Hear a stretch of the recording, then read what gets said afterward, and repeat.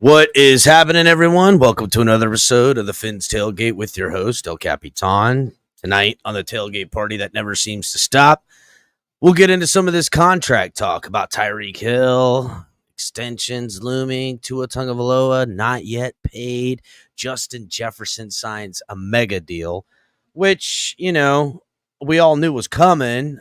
We can go into a little bit of discussion about that, but looking back at what Justin Jefferson's getting, which he's probably the best wide receiver in the league, not named Tyreek Hill, and how that's going to affect Tyreek Hill's contract. We'll get into that as well.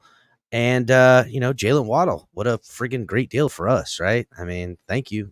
I'll take that. No show Sunday. Saturday's show was an abomination. Went really dark there. I called out some Bills and Patriots and Jets fans, and no Jets fans came up, but the Patriots fans and some of the Bills fans kind of got ugly. And I apologize for that. Listen, y'all have come to know the show for the past few years now. We like to get messy. I don't like to get dirty though, right? Like that was bad. So, not doing a panel tonight. Try to keep it a little better regulated for shit like that in the future. But hit the like button on the way in. Subscribe if you're new. If you're watching on X or Twitch or anywhere else, please come over YouTube. Hit the like button, subscribe, and we're gonna get right into it. Turner Yell makes the stop in the secondary for Denver. 1st and 10. The fake. Good block in there, and down it goes. Caught at the 30. This is the dynamic Hill. He's in for 6. Tyreek Hill. Touchdown. What a block. Take into your hands a plan. Your own hands can land your own brand. And damn, I feel like no one takes accountability. They want the credibility, convincingly unwilling to put in the hours it takes to get some power. Don't be f***ing sour. Take a cold shower. Scream until you're louder. Work until you're prouder. And f*** all the doubters. They're just your downers. I swear to God they all let me down. I always fought just to wear the crown. I'm f***ed off, it's these f***ing clowns who were all taught they deserve it now. It's only worth it if you work for it. So, guys, welcome to another episode of the Finn's Tailgate. Hit your like button on the way in. Subscribe if you're new. We're going to get into all kinds of good stuff. What's up, Game Boy? What's going on? Duke, Most, what's happening? Dolphinier, and Marino's Goat always in here early. Yeah, Bills are clown. It was bad, man. It was real bad. And I thought the Patriots guy was pretty bad in the beginning. I can't remember what his handle was. Hopefully he won't come around here all too often. But I that got it going, and then the Bills fan came up, and it just really took a dark turn. And I don't know, man. It was weird, dude. It was really, really weird. Yeah, I bet you were embarrassed, Red, White, and Bills. Mountie, what's happening, buddy? Hit the like button, everyone. Yeah, it was a weird thing, Maybe I'll pull the layers of that onion back and try to have a good conversation. Maybe I'll reach out to Josh Allen as the next LOA, because I don't think he's a bad person. I just don't know what's going on there, right? And I'd like to talk to him, and I know you say that, bro. I couldn't listen, honestly. Like at the end, I was tired. I knew the conversation wasn't dying. It seemed like it was only ramping up, and I was like, I got to get out of here. But I went back and listened, and it didn't get better as I left. So, I will. I'll see where how I handle that in the future. But yeah, hit the like button, guys. I'm gonna go into a couple things, right? So, for everyone who doesn't know, what's up, Shake? Hit the like button. Justin Jefferson finally inked his deal. We've been waiting for this to come around, and it's a smart time to sign him as well for the whatchamacallit, the Vikings. They got a young quarterback. They just drafted a guy, So this is the time in which you can sign mega deals. When we got Tyreek Hill and traded for him and signed him to a mega deal, $120 million deal, right? 78, 79, I can't remember what it was, somewhere around there, 70 plus million guaranteed. We had a quarterback under contract for a couple more years, right? 2 plus a fifth, so 3. And that's when you strike while the iron's hot in that way, and bully the Vikings getting out in front of it and paying, because that's what you got to do with a young quarterback. You give them weapons, and you certainly don't let generational talent weapons walk out the building if you can help it. Now, if they had a quarterback and they were, up on his massive contract, they could have looked to trade Justin Jefferson, just like the Kansas City Chiefs did. But they're not in that position. They got a new quarterback, drafted him this year, J.J. McCarthy, which we'll see whatever he is. But I promise you he's going to be all right, because they got, the best young wide receiver. Let's put it that way, because I still think Tyreek Hill, I don't know, is more explosive than Justin Jefferson. But I will say this, Justin Jefferson is the guy of this era, right? Like, of this era, which will bleed into the next, it's Justin Jefferson. He's the Devontae Adams of the time. He's just so fucking good, dude. The way his hands are so strong. Anyhow, I think it's a smart move by them. And, he signs a $140 million deal with $110 million a year, or $110 million guaranteed. Lots of money, right? It's averages out to $35 million a year, and in guaranteed dollars, that comes out to $27.5 million per year. But that's what wide receivers are getting. Like, they're getting the big bucks. Every kid that plays football today wants to be a wide receiver. When I was growing up, everybody wanted to be a running back or a quarterback. Every kid wants to be quarterback, but I would say every kid wanted to be a running back. A lot of kids wanted to be quarterback, and some wanted to be wide receiver. Nobody, that's just how it goes when young kids are. Right now, hands down, everybody wants to be a wide receiver. If you're a kid, 16 and under, you're trying to play wide receiver. So, that being said, this contract impacts other contracts. As you know, CD Lamb still trying to get some money up in this, which I would be shocked if he gets close to this type of money. That would be insane to me. Also, Jamar Chase wants to get paid, and Dolphins not sitting behind the Justin Jefferson deal, getting out in front of it, not waiting. And I wonder, Jalen Waddle signs, and Justin Jefferson and his people in the Vikings, I wonder if they go, look what Jalen Waddle just got. I'm giving you way more than that, because they gave him more money up front due at signing than Jalen Waddle has in his guarantees, which is crazy. I don't think Justin Jefferson is that much better than Jalen Waddle, but I will say Justin Jefferson is that much more valuable to the Vikings than whatever, right? What's happening, Will? I see you on X. Why don't you come on over here to YouTube and get in on the chat, buddy? But yeah, I would say, to me, I understand it. Now they've got generational talent making generational dollars on their team for the next 4 years, and that's it. Well, you say not even close, Red, White, and Bills, but I'm sorry, but I still think Tyreek Hill would have something to say about that, right? I think Tyreek Hill, I would say this, right? In the next 4 years, Tyreek Hill versus Justin Jefferson, I think Tyreek Hill will go downward as Justin Jefferson continues to stay going up, right? So that you'll be right upon. But to me, if you're going to measure up the two careers, I don't know if there's anybody that's been as explosive as a football player especially for the size as Tyreek Hill, right? Like, that's not even debatable.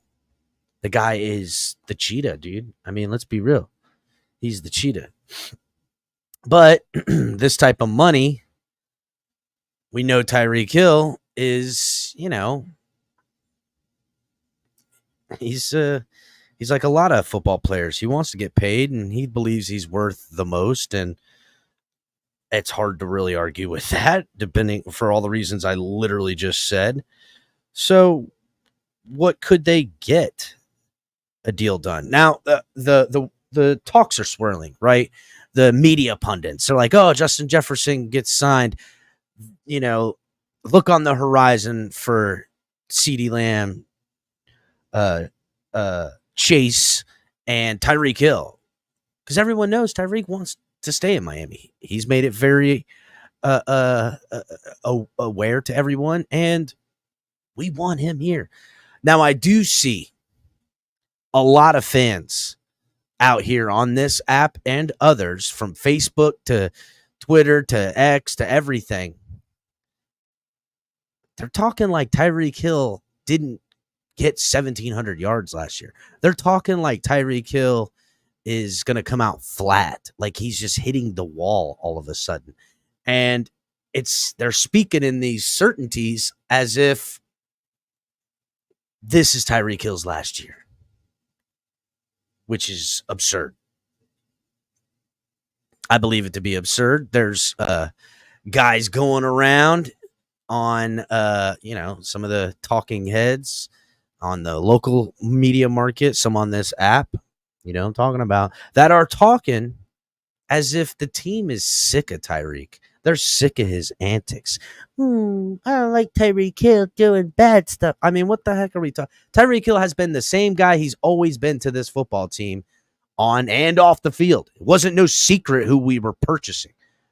The guy will do, God, dude, he does more media, off the field media, in promotion of himself and the football team than all of the other players combined. He works 24 hours a day, it seems like. He's always working. Now, agreed, there is some things I wish he didn't do.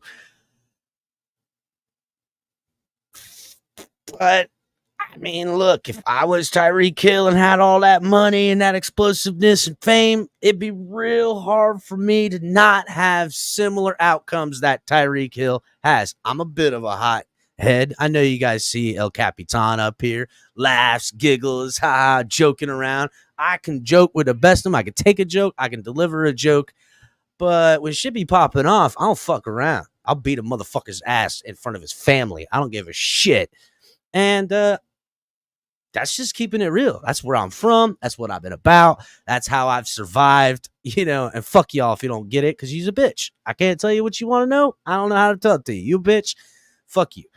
So when I see Tyreek kind of get this kind of way, I'm like, oh, man, I wish he would do that. Be smarter. But I'd be like, man, I'd be fucking up too. I didn't have the money he had and I was fucking up. How about that? How about I ain't got the money he got and I still fuck it up? Yeah, V21 right in front of a motherfucker's family. I don't give a shit, dog. I don't give a shit. If I feel like it's got to pop off like that, that's exactly how it's going down. I don't give a damn. That being said, again, I fucked up with no money. I couldn't imagine if I had millions and everybody got their fucking camera phones out. Shit. I wouldn't even let bitches, I wouldn't even let motherfuckers like take my picture at a party, because I don't know, some shit could pop off. I need to deny I was ever here. He ain't taking my picture. Don't take my picture. No, I don't want to be in no pictures. No, thank you. I don't know. I might need to friggin' deny I was ever in this motherfucker. So, fuck you. That being said, I don't know why I get off on that. But I want Tyreek on this football team. I do. I want him badly. I want him badly. I want him to stay on this team. And I know that the Dolphins want him on this team. And they want him for something I've been talking about forever. I've been talking about the 2027 window, meaning that 2024, 2025, 2026, the Dolphins have the linchpin pieces to remain in that window before hitting the 2026 offseason, heading into 2027, and looking to pivot. Now, pivot could mean blowing this bitch up and getting a new quarterback, getting a new coach potentially, getting a new everything if it's failure. Or if we're that close, it could be doubling down. So from one end of the spectrum to the other. And hit the like button. Adam, I see you in the building. What's up, G? The homie. Hit the like button. Big Nick, I see you, dog. V21, Duke, Michael K, Daniel Barry Sports. I see everyone. Hit the like button, please. H, what's going on? Well, that's the thing. H, Hill isn't going anywhere, but I'm hearing fans talk about Tua. We'll get on that next. Talking about Tyreek as if we've gotten all we could out of this guy. Are you fucking kidding me? This is Tyreek Hill. We gotten all we can get out of him. He's just going to be, not a dude talking about going for 2,000 yards and getting. I mean, what's a step back? The Miami Dolphin Tyreek Hill in the Mike McDaniel schemed offense with the quarterback Tua Tagovailoa that is a system, timing based and tight window thrower because of his timing based repetition, right? What's Tyreek Hill's step back each of the next 3 years? He got 1,700 last year. What's he get? 14? Oh, no. Oh, no. He's only got 14. That's still a shit ton. Wide receivers are said to be good because they hit 1,000. This guy's hitting over 1,000 every year for the next 3 years. I don't give a damn unless he's injured. And even then, the only reason he's injured is because he was probably having the best year he's ever had to date. So why are we talking like Tyreek Hill is washed? And what the hell is wrong with these Dolphin fans trying to run up? Here's the fact, people. The Miami Dolphins, the 2024 Miami Dolphins roster has one gold jacket member living on that roster right now. One. There's one guy who is getting a golden jacket no matter what. And that's Tyreek Hill. First ballot Hall of Famer. All but guaranteed at this point, outside of the off-field stuff really taking a dark, dark turn and like him being imprisoned. Outside of that, he is a first ballot Hall of Famer on this team. And Dolphin fans, I'll never forget how these son of a bitches work. How y'all chased off freaking Jason Taylor. How you chased off Zach Thomas. How you chased off Dan Marino and others just like him. Granted, the years we let them go were the right years, obviously, but that's not what I'm talking about. I'm talking about the 3 years prior to them being let go that Dolphin fans were talking shit on our gold jacket members, trying to run them up out the building. Get up out of here, dog. Don't try me on that shit. Tyreek Hill ain't falling off a cliff, and he's worth whatever he can get, and probably then some. For right now, for the money we signed Tyreek Hill, along with the draft capital, I am not upset for the production I've gotten out of that player. It looks like an even trade. He has been super productive. Remember, y'all, it's the same people. It's the same people that love Tua Tagovailoa. I'm saying it. I don't give a fuck. I don't care. Certain sectors of this fan base who would fight tooth and nail every day on this app, against this channel. I'm talking demonetizing this channel. I'm talking everything, every dirty thing you can think of. It's the same motherfuckers that would, run over their own mama for Tua Tagovailoa because they've got some sycophant, psychosomatic bullshit. That's what they got. Those are the same people that are trying to run Tyreek Hill up out of here. And they all forget where Tua Tagovailoa was as a player. Not just in his stats, not just in his production, but psychologically, right? Psychologically, where he was with himself personally. And Tyreek Hill did so much to work and be something of a champion for Tua and in front of the camera, on the sideline, in the media room, and so on and so forth. And because of that, now that you've used him up, you don't want nothing from him. Now, Tua didn't need Tyreek to get those 4,600 yards last year. Tyreek got better because of Tua. Shut the fuck up. Y'all are dumb as fuck. Tyreek Hill got better because of Tua. I don't think so, dude. That ain't how it works. I can see if Tyreek was a fucking rookie and he had a middling college career and came out, then you might be able to fucking, have that type of measurement. But that's just not true. It's not.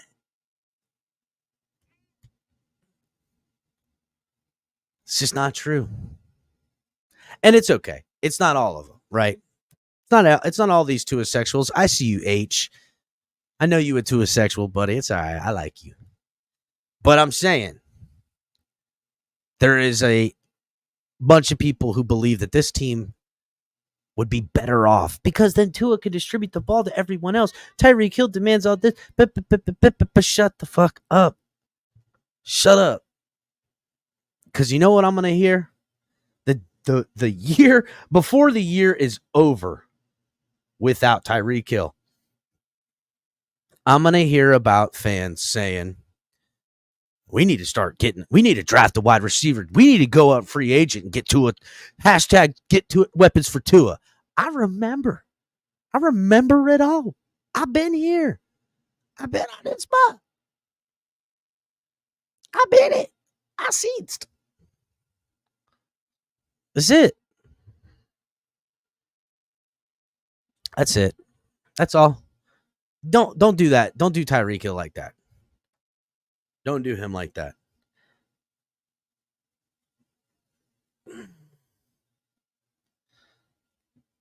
So let's go into it a little bit, right? The 4-year deal Tyreek Hill signed, $120 million, $25 million at signing, $72 million guaranteed. Shit, it ain't even that much. I think about $72 million guaranteed. He got at signing, he got $52 million, and then whatever.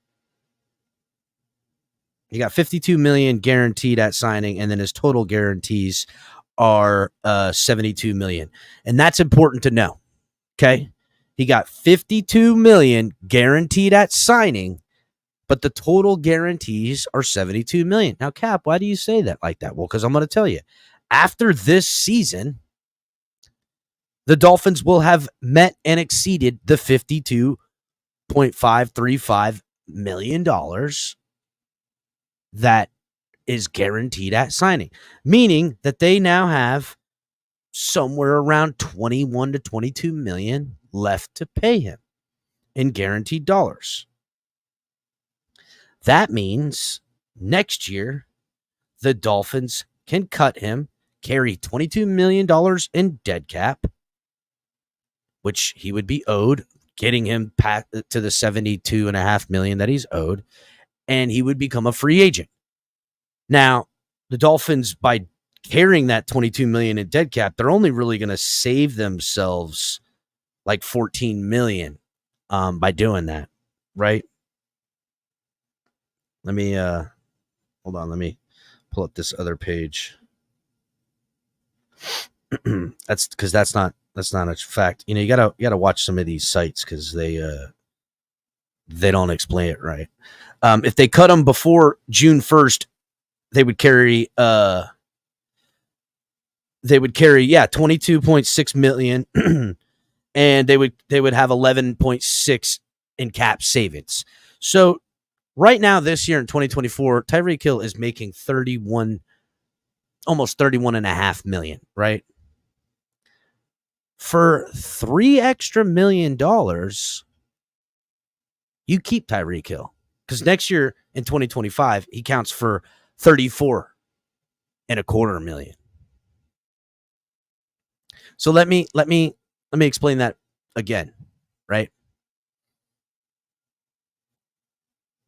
The Dolphins could cut him next year and save themselves $11 million, carrying $22 million in dead cap. right? And that can be flip-flopped, right? If they cut him on a post-June, they would get back $22 million in dead cap, and that that $11 million in change would then be spread out. They would carry it this year in 2025 and the following year. My point is that how are you going to, even if you got $22 million back, are you going to get $22 million worth of wide receiver production from somebody else? Maybe some of these young guys really turn out.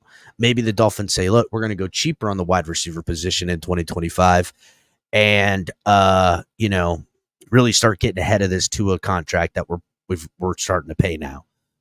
That could be a possibility. It really could.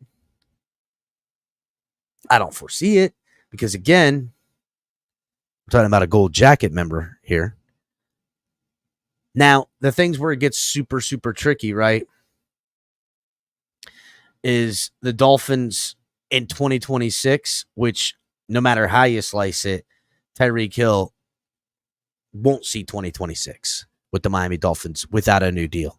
Reason being is that if they cut him, they will only owe him the $11 million that I said earlier, because they've spread out that $22 million in dead cap over 2025 and 2026. But they would save themselves $45 million. Let me repeat that. Dolphins pay $34 million and keep Tyreek in 2026, or 2025. But will in no way, shape, or form will they keep him on the team in 2026 under the current deal that he possesses, which is $45 million in savings. They'll still lose $11 million in change, but they're going to save $45 million. So Tyreek Hill and his peoples, right? They have to ask themselves, what do they want, right? Because currently in potential new money that's sitting on the table for Tyreek Hill in 2025 and 2026 is, hold on, let me see. 45, 55, 65, 66, 67, $68 million in new money potentially sitting on the table, no matter how it's sliced, right? It could be $68 million. It could be up to $78 million, depending on how the Dolphins cut him and what cap savings they get. But essentially, $68 million is sitting on the table in the years 2025 and 2026 that Tyreek Hill and his peeps got to be saying, hey, we want that money. We want that money. What can we do to get it? We don't want to save. We don't want to mess around. So a clear answer to me is a 2025, 2026, 2027 new deal, right? With the 2027 year being voided, with giving him upfront money that doesn't hit till 2026 when they have all this cap space, and they can void out the 2027 year, ultimately carrying some dead money in 2027. But if they work it right, they could also carry dead money in 2028. And Tyreek Hill can get his $70 million guaranteed now to him for those 3 seasons, 2024, 2025, 2026. And that puts me right in line with what I've been preaching around here, is that the 2024, 2025, 2026 window is important to the Dolphins, and maintaining as much pieces that they already possess and looking at the future cap in 2026, 2027, and how to manipulate the contracts that they're signing today to tap into that, to not necessarily kick the can down the road, because that's not what's happening here. They're accessing funds in 2026 for today. Kicking the can down the road will be next year, when everyone who got deals this year, they're reworking and tapping into 2027's money. And teams do that all the time. And which is fine, because to me, that's the plan anyhow, because 2027 is the pivot year. You can go for broke in 2027 and destroy 2028, 2029 financially And that option is going to present itself to you in the 2025 off season, right? That's going to present itself to them, whether they can play on that or push it even a year and really go for broke, which kills them. But to me, this is how it's done. This is how the good teams do it. This is how it's done. It's literally right now what the Philadelphia Eagles are doing. It's how they've signed their wide receivers. It's how they signed their quarterback. It's how they signed the defensive tackle that they don't have anymore and signed them for all that money. It's how it's done because the money is going up so much with the inflation on the cap space because of all the new deals and all the business and all the stuff that's going in. Why not? Why not access 3 years down the road? And then next year, I'll access for the third year, meaning 4 years from the start of the contract. And I'll worry about the other shit later because who knows? I could go up $50 million in the next 4 years. And it doesn't matter as long as the team is successful. That's the facts.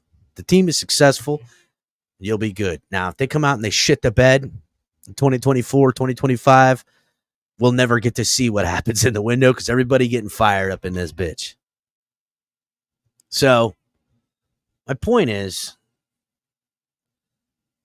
that this is how it's done, and that's how it needs to get done. So, it's not unrealistic money. I don't see why it can't be done.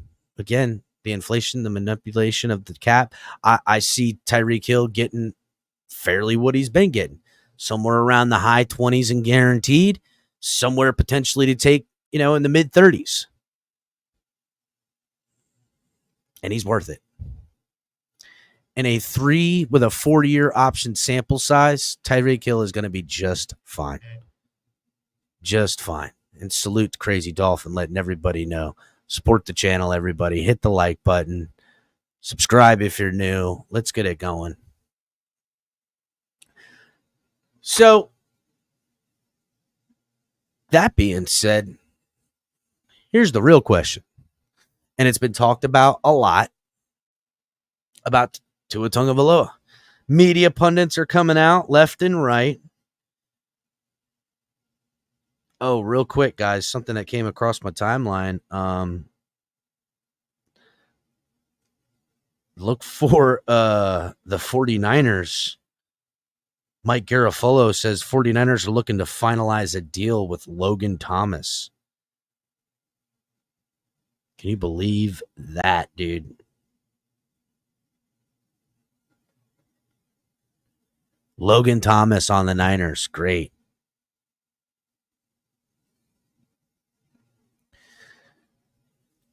Look, Michael K is trying to make fun of me because he don't know how to do arithmetic. I hope you didn't do your 1040 EZ form. Nope. I owe the tax man like everybody else, dog. Fucking sucks.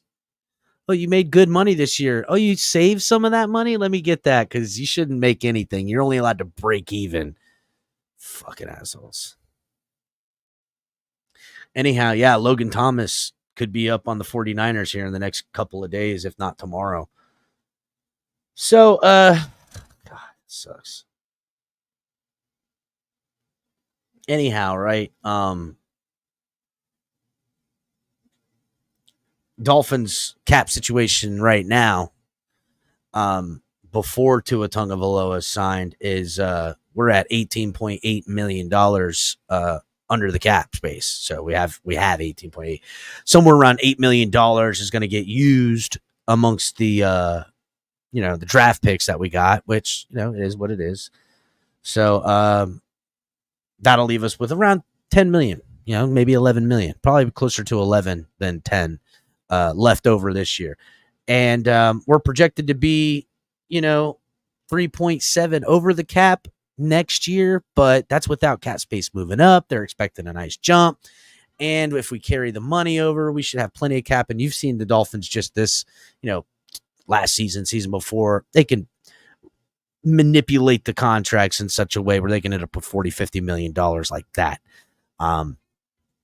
So that being said, I'm not worried about cap space, and I'm certainly not worried about contracts being signed because all the contracts that are signed, any of the years you put in that contract, you now have accessibility to those dollars in those later years to then pay them money up front and dedicate the dead cap space to those years. That's really the point a lot of people don't seem to understand about these contracts and how they work. I could be over the cap this year and over the cap next year and still sign a guy to a 4-year deal and give him $80 million up front if I feel like it for whoever said guy is, because I'm accessing to the year 3 and year 4 that I do have money, and it's spread out in such a manner that makes me cap compliant. That's why people are like, oh, the cap ain't real. The cap ain't real. No, you just don't understand it. And it is hard to understand. Holy cow. Especially because here's the thing it doesn't take into account when these things are done, right? Inflation. And then when guys have a guaranteed amount and then they have a potential amount and they hit those milestones in their contract. So say a guy's supposed to get $20 million, but he can make 35.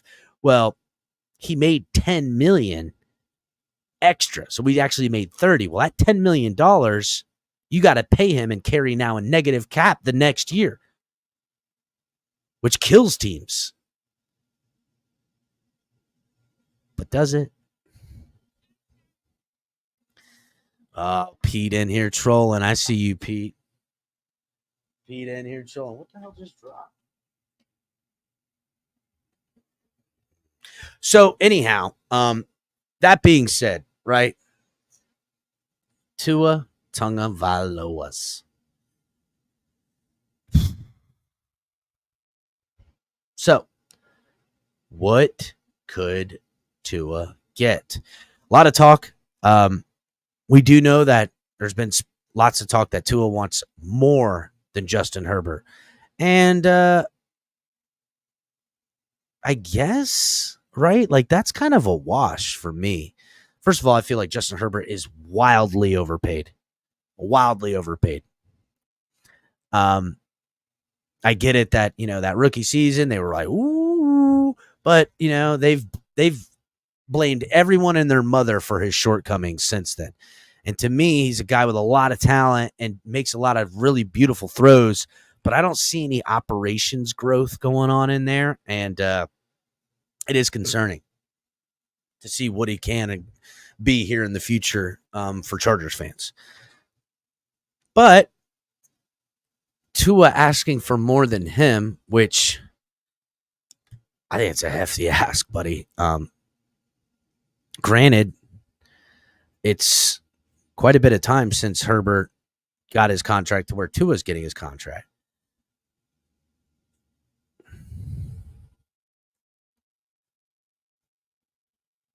I'm glad you got that, Jose. Glad you got that.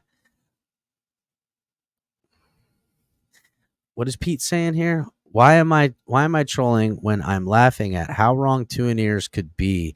These two and ears went deep, saying goodbye to Cheetah. Now they turned on Cheetah. Listen, I just got through a whole shindig of that. I don't like it. I don't like how they're treating them around here. They better stop. Let's cut it out, dude. You want to take the money away from Cheetah to give to Tua. That's what you want. That's it. I'm calling it what it is. You want to take Cheetah's money because you think you got it. That's what you're supposed to do and give it to Tua. And I say, fuck you. I say, that's a terrible idea. I don't like that. I don't like that. No. And especially when I'm looking at what I know about contracts and what I know about salary cap and how you could tap into the years and all that shit, how you can pay them both. And it's not like, oh my God, how are we going to do? No, like fucking easy.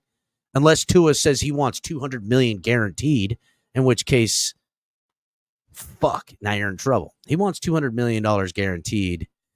Then I don't know what to say. Even then you could figure it out, but I ain't giving you $200 million guaranteed. I'm sorry.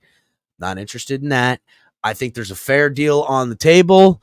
I think Tua Tagovailoa and his people want to see if they can get more out of it, and they're trying to. And I don't think the Dolphins are going to budge. And to me, Tua and his family and his camp got to ask themselves, are they willing, with the injuries he's not the injuries he's accrued in his football career from high school to now, are they really willing to roll the dice on probably a $15 million to $20 million difference, which really means a lot to the Dolphins as far as salary cap goes? I don't think it's worth it to them. And the flip side, I think it's very worth it to the Dolphins to hold pat, because if they're going to give them that $15, $20 million difference, they need to see something they haven't seen before. And I wonder too, like I'm really high on what type of throwing quarterback Tua is going to be. I really feel like him going this offseason and taking some highly touted professional quarterback throwing mechanic coaching. I can't wait to see what that's done. I see the clips and all that shit, and that's cool, right? Like, I like them too, like everybody else. But I need to see it in a live fire exercise. The arm, I just want to see more, right? And I think the Dolphins are sitting on that as well, saying, look, maybe come the bye week, we get this deal done. But is Tua really willing to do that? I don't think he should. I think you should take whatever money and guarantees that the Dolphins are willing to get within reason. Don't let yourself be lowballed. The guy is worth a lot of money to the fan base, to the fucking team, to the jersey sales, to the NFL at large with merchandise and profit sharing. Let's call it for what it is. They are a conglomerate, and Tua Tagovailoa is a valued needle mover when it comes to talking about him in any way, shape, and form, internationally, domestically, everything. My point is that I don't think the Dolphins are asking him to take astronomically lower money. I think they're asking him to take more money than Jared Goff. Not a lot more, but I'm going to say if you took Jared Goff's deal, which is a 4-year deal, and you add a 5th year and have the same metrics, that's what they're offering Tua. And I think if Tua wants to gamble on more money than that, that is a bad move. It's a bad move. It's a really bad move. I wouldn't do that.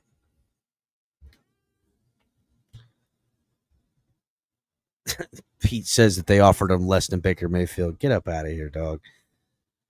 Again, let's not act like any way, shape, or form that the Dolphins are a better football team without Tua on the field. Now, could I cherry pick quarterbacks and say, if I took this quarterback and made him a Miami Dolphin and took Tua and put him here, yada, yada, yada. That's just playing Madden now, dog, or fantasy football. It doesn't really work like that. Tua not on the field, and any other Miami Dolphin quarterback, from Gavin, whatever the hell his name is, to Skylar Thompson, Pete, and Mike Waite, the Dolphins in a series and a half, maybe not, right? Because here's the thing a lot of people don't talk about with backup quarterbacks coming into a game. Starting quarterback goes out of the game, the backup comes in, and it's a close game, and there's a half of football left to play in the third quarter. It's difficult to pivot as a defense, as a coaching staff, to all the tendencies of this new guy who really 9 times out of 10 comes in on, flying off the seat of his pants, just slinging rocks around here, trying to make something happen. It's hard. But in a 3-4 game window sample size where teams are watching film and preparing for said quarterback, Tua gives us the best chance times 10 over all these guys. You could take Gavin, Skylar, and Mike White and stick them all together, and they're not going to give you a better chance in this system. Now, in a different system, maybe, right? Maybe if we do more of a pro style, a regular old pro style offense, maybe. But in this system with these wide receivers, these weapons, I'm sorry, you're not gonna get a better opportunity to win football games with Tua not on the field. It's just what it is. The team has made up their mind, and they made up their mind about Tua and this football team years before he got here. Let me explain that to you. We Dolphin fans made up our mind on a quarterback like Tua years ago. Now I hear you guys like, what are you talking about, Cap? What are you saying, Cap? What the heck are you talking about, Cap? Cap? What do you mean, Cap? I'm going to fucking tell you, idiots, right now. I made myself laugh. What I'm saying is that we gave up on trying to find a generational arm talent killer of a quarterback that you just don't see. They're guys that come around diamond in the rough. They've got a laser of an arm. We gave up on trying to land the next Dan Marino because the shadow was casted just too big. And to think that we were going to be so lucky to get a Dan Marino and get another Dan Marino, just a fucking lunatic of a football player. The only team I've seen that has done that back-to-back, which they only got one Super Bowl out of it, was Peyton Manning and then Andrew Luck, right? Andrew Luck was our guy. That was our fucking guy. Should have did everything we could to get Andrew Luck. I'll never let. Anyhow, yeah, it is El Cap Q.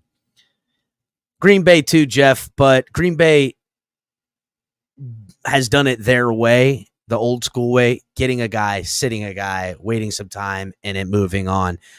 That's what we should have did years before fucking the fall off of Dan Marino. Then you take a guy with all this arm talent and then all the wisdom that Dan Marino has in that fucking noggin of his and bestow it upon the next little embryo that we're trying to make at quarterback position. It's fucking make this fucking. But no, we can't fucking do that, huh? We got to be so fucking smart. Bunch of idiots. Anyhow, my point is, right, we gave up. Hold on a second. Somebody's calling me.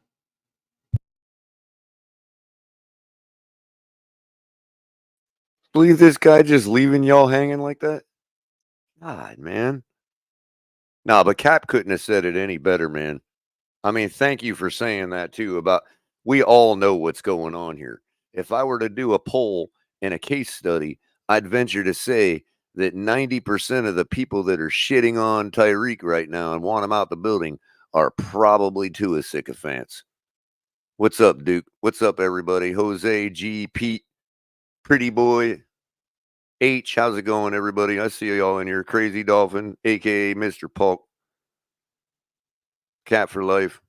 But I mean, first of all, Color, that was my mom calling. Okay, she's borrowing my iPad Mini. She's going to Colorado with my sister. She needs the iPad Mini, and I got to tell her the passcode. Oh, well, she better be turning on the show. Right? What's up, Hooked Up Joe? Q, how's it going, Q? Andres Negron, and Tony. How's it going, everybody? And something else you said, Cap, this thing about we decided, F Money, how's it going? We decided that this type of quarterback that we wanted years ago. Yeah. Years before Tua ever was even a thought. And a couple years after that type of quarterback became obsolete, we drafted one. Well, here's the thing, Color. You're not wrong in the obsolescence of that, but that's because you saw the thinnest Shanahan tree you've seen of all time.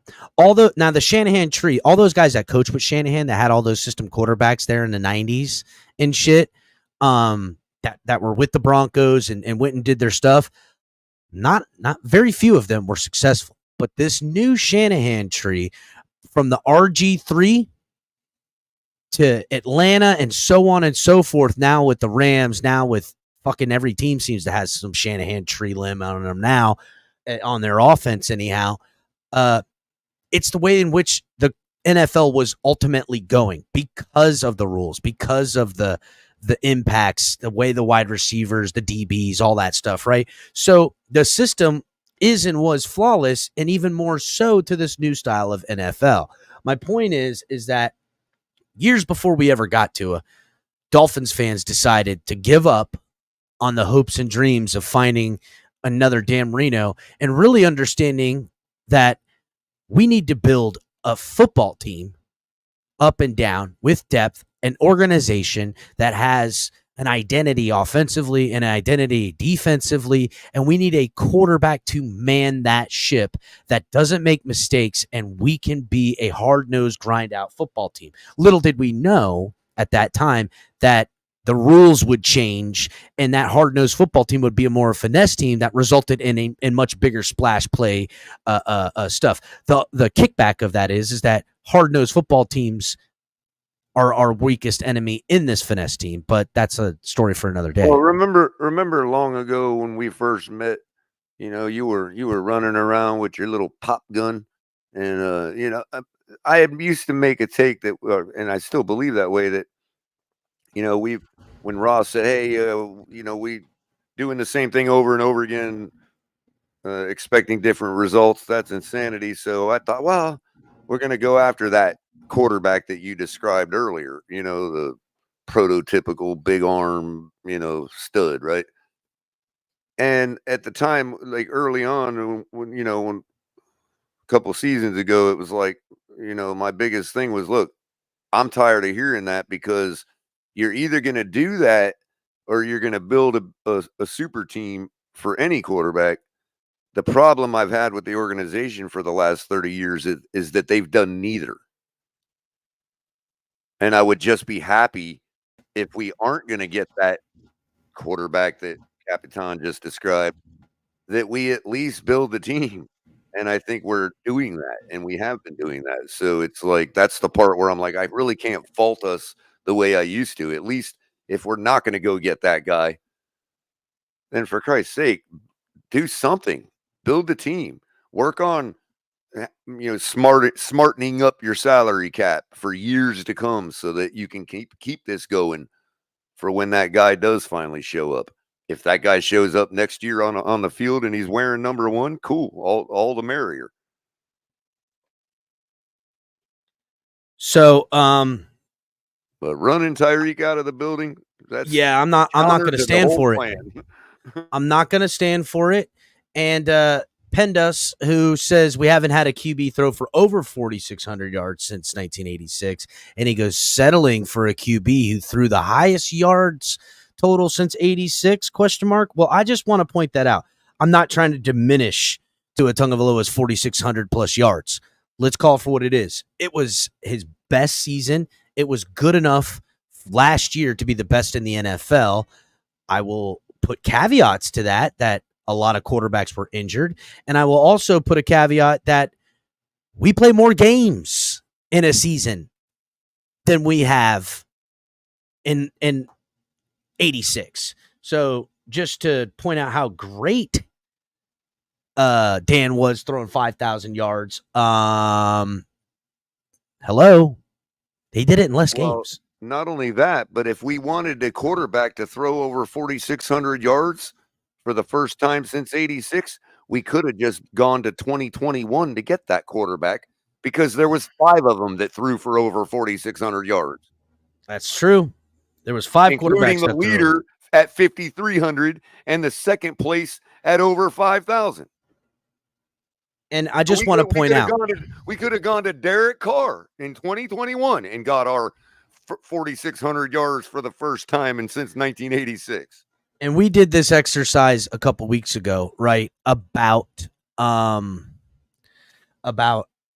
many yards per game average that is. And we went back years, but I've got it real quick here. Since 2014, 4,624 yards is the second lowest since 2014.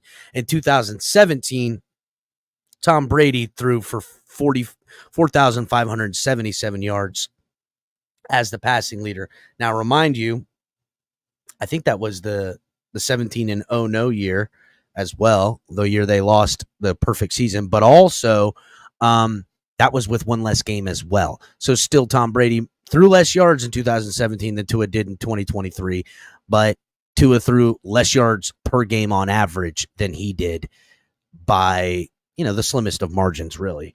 But that's just the facts. And I don't want to diminish it. It is what it is. But let's not act like it hasn't been. I mean, look, 2016, 5,200 yards for Drew Brees. 2018, 5,129 for Ben Roethlisberger. 2019, 5,109, Jameson Winston. 2020, 4,823 yards to Deshaun Watson. 2021, 5,316 yards, which is the most all time by Tom Brady.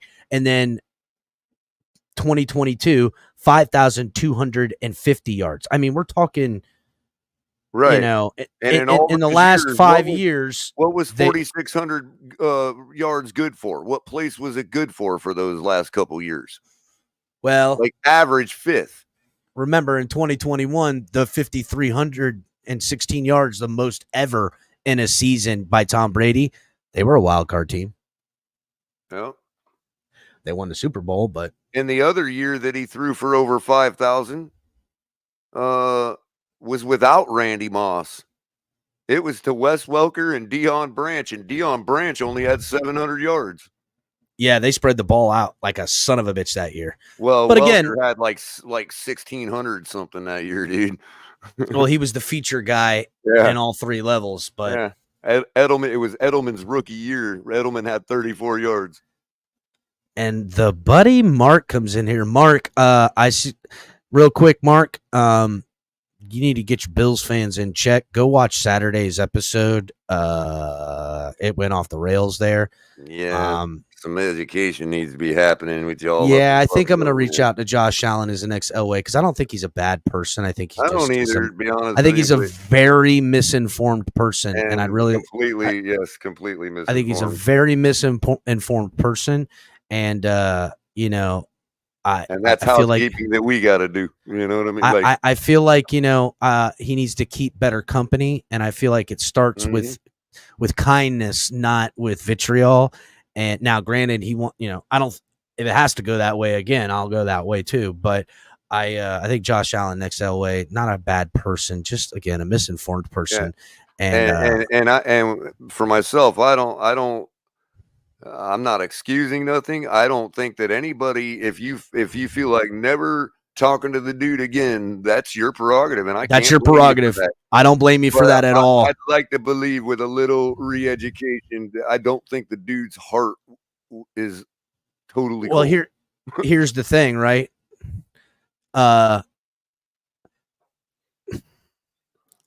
look, I'm just going to take a break from the football talk right here. I don't feel the end of racism is done by ostracizing, outing, and attacking. I believe it's done through love and accepting and education.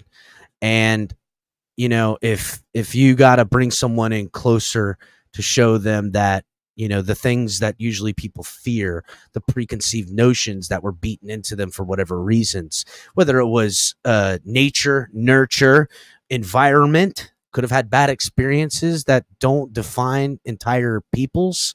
All those things really, to me, deserve love to help, not hate.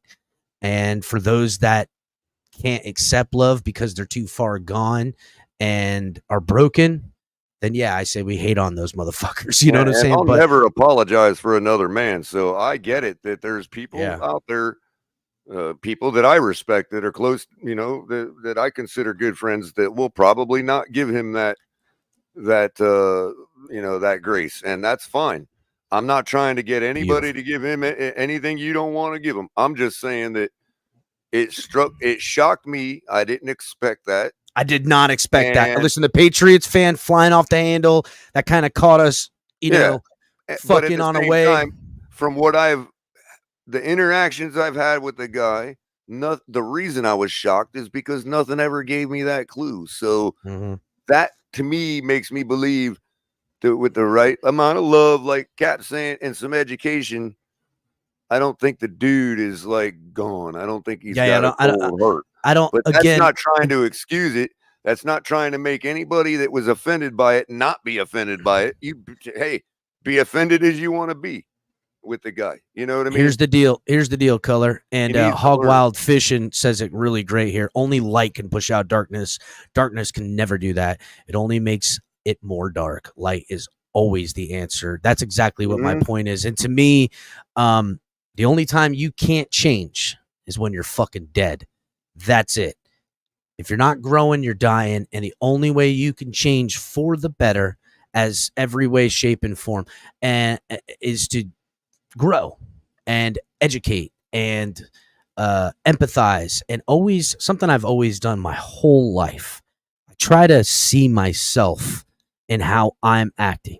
I try to have as most, and it's the thing I instill in my kids. If they were here, I would say this word. I'd be like, they would repeat this mantra: have self-control, because have as much self-control as you can, because you can't control anything and anyone else around you. You could barely control yourself. So that, and I'll never apologize for hosting a free speech platform. But what I will say is I deeply empathize with people that were offended by him. I don't want Crazy Doll fan, Mr. You know Polk. I mean? Mr. Polk. I was offended. I agree. He should not, and it saddens me that that's the belief system that he has. And now for you personally, because it is directed in your direction, let's call for it angers you, and rightfully so. And I would never tell anyone how to feel about that. That's righteous anger. There ain't nothing wrong with it. It angers me, absolutely. But it saddens me too.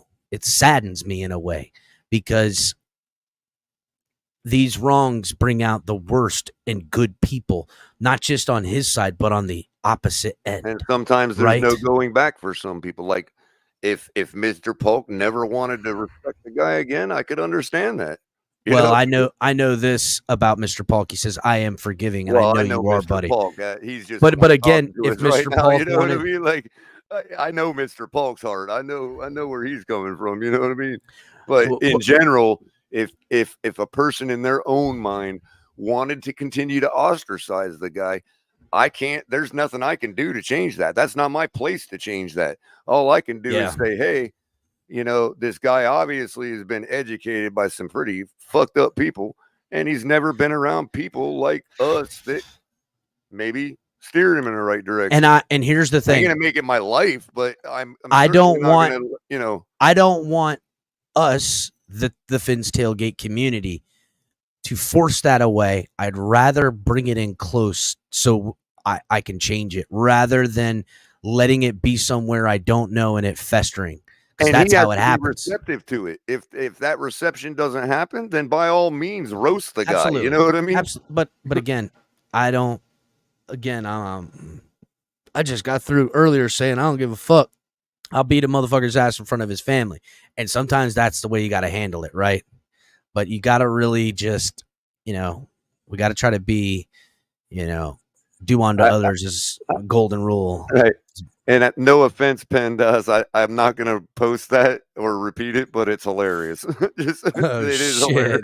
Yeah.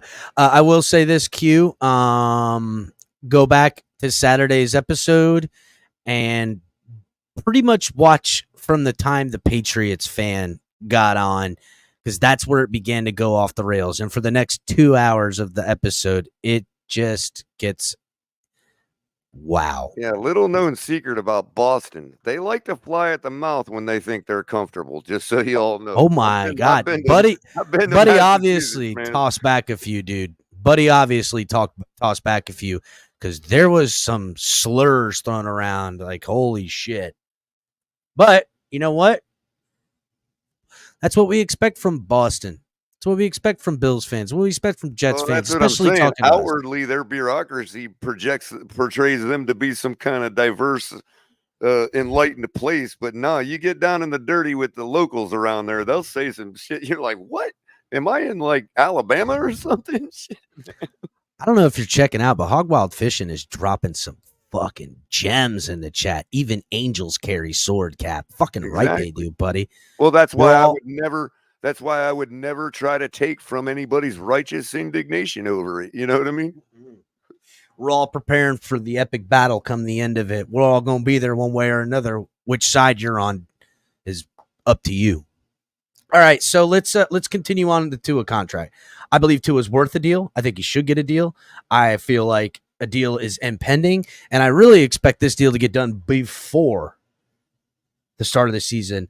Not for any other reason other than I feel that the Dolphins will ultimately make a fair deal, and then will ultimately Tua and his camp will see that it's a fair deal and outweigh the risks of going into 2023 without a deal on the table, right? And say, fuck it, let's just take this, let's be happy about it and everything else. I do want to shout out Lou, aka the Rabbit Dolphin.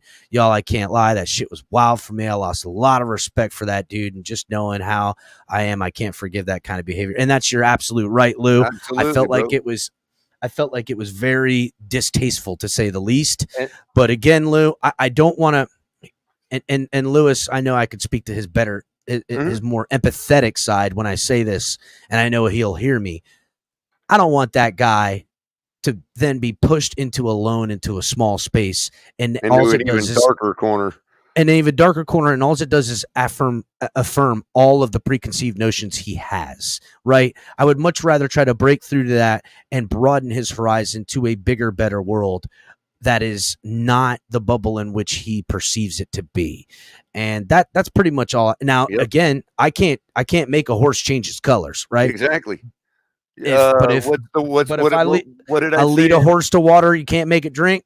That, and you can't, and it is fruitless to attempt to indoctrinate a superannuated canine with innovative maneuvers. Meaning a new dog, old tricks. An old dog, new tricks. That's right. But so yeah, Lou, precisely the type of person that I'm speaking to. That I'm not trying to. I empathize. I am not trying to take away from a guy like that's righteous indignation. He is his own man, and he can feel that way for the rest of time.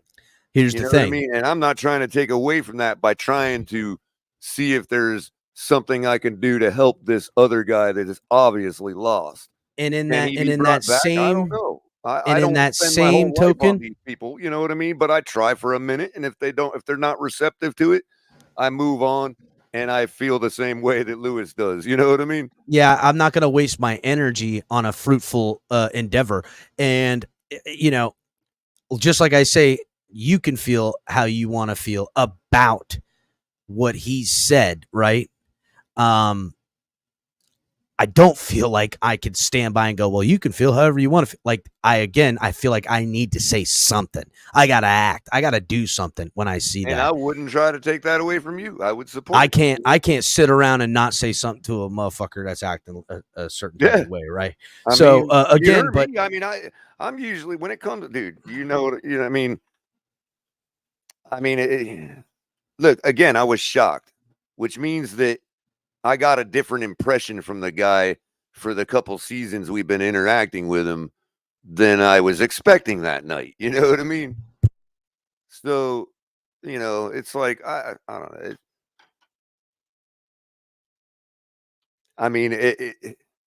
Yeah, I know. I'm not going to debate like certain things, because certain things, it's just like, I'm not going to debate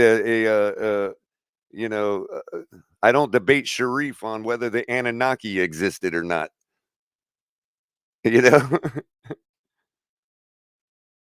But Absolutely. We're not talking about that kind of subject matter, so it's a little different. It's like, you got to you have to really make sure that your ducks are in a row speaking on such matters. It's not to say that you can't or we shouldn't, but we also have to realize that there's some crazy educations that have been going on for a long time in this country on every side of every political aisle. So Josh Allen is in chat, and he's asking to come up. I want to get into. If you're going to debate me on the statistics, Josh, I don't want to. I'm not rehashing. Yeah, I'm not interested in your statistics, buddy. But if you got something to say regarding, an enlightenment that you may have had or whatever, or ask questions or whatever, fine. But the debate's over as far as that kind of topic, dude. I don't even, we're lucky we didn't get our channel shut down even having that conversation. Absolutely. It is a fine line we dance here with YouTube. Luckily it's the off season, which seems to be more lax, but come freaking football season, they ain't letting us get away with none of that shit. And look, it ain't like I'm trying to, cook the YouTube or nothing, but the simple fact of it is Nobody wants to hear that shit. this is their private platform. Okay. I'm not the one that set up all these servers. And you know what? Even if they wanted to let us do it, you'd have to go through Amazon, because Amazon's the one providing their hosting, and Amazon don't want that conversation to be had. So, no, they're not interested in it. Shout out to the new Bills fan who's come up into the building. Hard Luck Paintworks, salute. Maybe Josh Allen. Let's keep it might this be quick. a little tough to do it tonight. I'm just, It really is, because I honestly, Josh Allen, I'll tell you what, buddy. Let's do this on another time, right? Let's, because I do want to have a one-on-one conversation. I don't want a lot of shouting. I don't want a lot of back and forth. I know the chat's going to be crazy and stuff like that. So I would love to, on a different time. We've been going for over an hour now. I want to break down the DB depth chart for the latter part in the show. Why don't you reach out to me on X and let's set it up so we can do this, because I want you to be able to be heard too. And I want to have a back and forth and field questions and really just try to see if we can find some form of the only thing I would ask The only thing I would ask is that if you're willing, if we're going to do that, then the next day, a couple hours later, whatever, we need to have another show so that everybody who needs to can come up and say one by one what they got to say to Josh. If he wants us to do that for him, then he needs to endure that. Oh, I'm sure he would oblige, but and I'm again, not saying where he's sitting here and they're all just piling on. No. I'm not going to do that. We're going to have a show where Josh don't come on, and everybody that's got something to say to him can come up and say something. Color, we can do what we've done in here, and that's play back our show and critique our own shit. We've done that, which is fucking hilarious. Right. That is fun and hilarious. We've done it. We are such a good program that we can recycle our own programming for great content. That's fucking genius. Because I certainly don't want to get no label of like I'm shielding somebody. You know what I mean? No. Listen, we don't have to fucking worry about that label. People know what we are around here, and those that are new and they don't like it, you're lost, buddy. Because I promise you this. Momo just went through it. He withstood it. Of course, it wasn't quite the same kind of issue. That bullshit. But Color. Easy. I know. So let's do that, Josh Allen. Let's go ahead and plan for in the next couple of days to hash this out. He says Tua debates are more heated, in my opinion, or LMAFO. Okay, well let's get to this last bit again. Tua gonna get a contract. I heard what the deal was, unconfirmed, right? But I heard that, thank you, Tua Tuesday. Appreciate you, brother. I did hear what the deal potentially looked like. I thought that deal was perfect. Thought it was a great deal. And we'll see. Gosh, you know what? Let me see if I can find it real quick, Color. Let me see if I can find it real quick. Because I want to say I posted it after I heard it, and then I heard it again, and then I heard it. Like, no, this is the deal. And I was like, all right, I'm going to fucking do it. Let's see. Look at Benjamin's like, I don't lose debates. Cut it out. So Benjamin's like a crypto type. He's like, I will take the complete opposite position that I don't even believe in just to win the debate. I love it. There's a whole sector on YouTube for that kind of stuff. Yeah, I love that shit. God dang it. Man, that's crazy stuff too. There ain't no topic that the debate's over on. I'm like, really, people? Come on, man. But we are still a Dolphin-centric channel, so yes, there are certain debates that are over around here, in my opinion. It ain't a debate, bro. Channel. We ain't into politics, so we don't have to have that debate. Well, I asked the audience if they wanted us to do any They were like, "Nah, fuck all Yeah. that." And I was like, "All Yeah. right, cool." Yeah. I mean, I By was the cool way, with it hooked either up, way. Joe. I got myself on somebody's StreamYard on a channel that delves into politics just to get it out of my system for tonight, man. So I jumped up on a StreamYard, Cap. I'm like, F this. I can't do this anymore. I do this on my. Why am I so worried? So I hit the guy's StreamYard and just chopped it up a minute. Got all the politics out of my system. But I did plug the Finn's tailgate too. Oh yeah, word up. He's like, "What do you do?" Because I was so intelligently speaking and articulate. And all Yeah, they that. were like, "Yo, you talked before, dog." Hey, tell us where we can find you all. It was what the question was. I'm like, all right, well, I'm like, he's from New York. I'm like, you Giants or Jets? He's like, Giants. I'm like, all right, we're cool. All right, yeah, you're all right. I don't know about all your politics, but I can at least talk to you about football. There was, mix and match there, but. So here's what I heard, and I found it finally. Let me just do something real quick. So I heard 5-year deal, $265 million deal. That's a big contract. $53 million a year, $215 million in guaranteed dollars, averaging out to $43 million a year in guaranteed dollars. To me, that is the max. That is fair. That is perfect for the Dolphins to manipulate, maneuver, and Tua and his camp to be happy. That was the deal that I heard was flying around about Tua's asking price and where the Dolphins were looking at as potentially their bottom line. That's what I heard. So, and I just retweeted it again because I heard this and posted this back in May. So about a month ago. So perfect timing. Because I think that's pretty fair too. Yeah, I do. $43 million a year. I mean, when you break it down to the yearly, you know what I mean? It makes a lot of sense, right? And it's a big friggin' deal, dude. It's a big deal. We have to ask ourselves, why hasn't it been signed? Not just because why hasn't it been signed yet? Okay, whatever. But latest reports coming out. You've seen this from a couple different sources talking about the deal. They're not even doing any moving on it till late summer. Well, the reason I bring that up is because I don't know if y'all realize, maybe it was a fleeting, flippant statement. Maybe they just didn't quite realize. Wait a second, Color. How long summer is, but real quick, Hard Luck Paintworks, that's how you found us on that show that Color was on? Is that what you're saying? Look at that, Color. I think this guy. Welcome, man. Welcome. Look at that. I told him that all fans are welcome. I don't know if he's a Dolphins fan or not, but he's a Bills fan. Hard Luck Paintworks says he's a Bills fan. Oh, another Bills fan? God, man. Listen, they like coming here and hanging out, dog. Shameless plugs if it's just going to draw Bills fans up in here. Nah, let them come.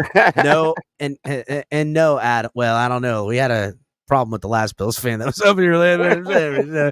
But hey, come around, homie. We'll, keep coming back. It's like fucking NA and AA. Keep coming back. We're going to get you fixed eventually. Man. Appreciate you coming by and checking us out, man. Yep. Tell everybody, bro. We've been here for a while. 3 seasons now, going on 4. Going on our 3rd season. We'll celebrate 3 years November 11th. We'll celebrate 3 years since the inception of the channel.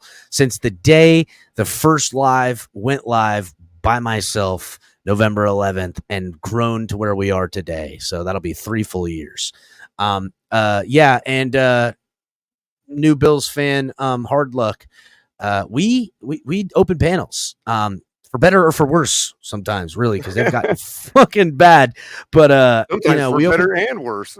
Sometimes for way better, and sometimes for oh shit, we got to not do panels for a little while because we don't want to lose this channel, which we have been kicked in the nuts a couple of times, probably deservingly so. But we've also had plenty of people that has hated us and hate our growth, hate our fan base, hate the fact that Jets, Bills, Patriots, Cowboys, NFL is lit, Chargers fans, you name it. Other fans come here and hang out with us because, yeah, it's centric on Dolphins, but we don't take the mic away from somebody who wants to come up in here and talk some shit, say how good their team is, and rattle off why Tua is bad or what have you. We enjoy the banter, so come around. And look, here we go. Here, David, Texans fan. Salute. Yeah, man. Yeah, see, they're coming around. I didn't realize Benjamin was a Texans fan. I thought he was a Dolphins fan this whole time. Man, Benjamin, you're a Texans been lying fan? to me, bro. You've been lying. I didn't know that. You changed, man. You changed, Ben. What happened to Benny? Now you're Benjamin. We don't like Benjamin. Benjamin's got a 9 to 5 and got a fucking old lady. Benny used to come out and get hammered with us and chase tail all night. What happened to you, bro? You changed. You changed, dog. Oh, man. No, anyway. But yeah, what were we talking about? They were being flippant when they said it, but because summer is actually longer than people realize, right? Summer doesn't end until September 20th. Okay, it's exactly 3 months long, which means if you want to break it up into a early summer, midsummer, and late summer, which is the words they used, late summer, that would put it into late August and into September. Because late summer is from August 20th to September 20th. Color, this is directed at you. Go ahead and read it. It's Michael K. So Michael K., the resident Bill fan around here, obviously you can see that he loves El Capitan by his avatar. Will you be airing the presentation? Thank you for the $5, by the way. Will you be airing the presentation of the self-proclaimed participation trophy while drinking a Bud Light on November 11th? Self-proclaimed participation trophy. What the fuck does that even mean, bro? Our participation in being, because we're celebrating on November 11th our anniversary. So yeah, we'll be celebrating that. But I don't understand what that has to do with what participation. What the fuck are you talking about? See, Michael K. I think he's smart. I forgot to bring it. You think he's speaking smart and speaking in riddles, and really, it's just an absolute dumb shit show that he's got going on here. What the? And what's on November 11th? I just told us. Oh, that's the date. Okay, that's the date of our. Yeah. Because I joined in January after that. November. He says not worth an MVP trophy. Well, I would say that we're your MVP, you son of a bitch. So, remind me, Capitan, when the season starts this year? The season starts September, I think September 9th or September 6th is like the first game of the year. Wow. And you know what September 11th is, right? Well, we know what September, bad date. You know what September 10th is, right? The day before September 11th? It's also the day after the season starts. So September 10th is the first game? But it's like September 9th, I thought you just said, right? Yeah, that's what I thought. What are you talking about? Right. So September 10th happens to have the qualification of being after the first game and still late summer. Oh, yeah, absolutely. We don't get hurricanes in this bitch till September.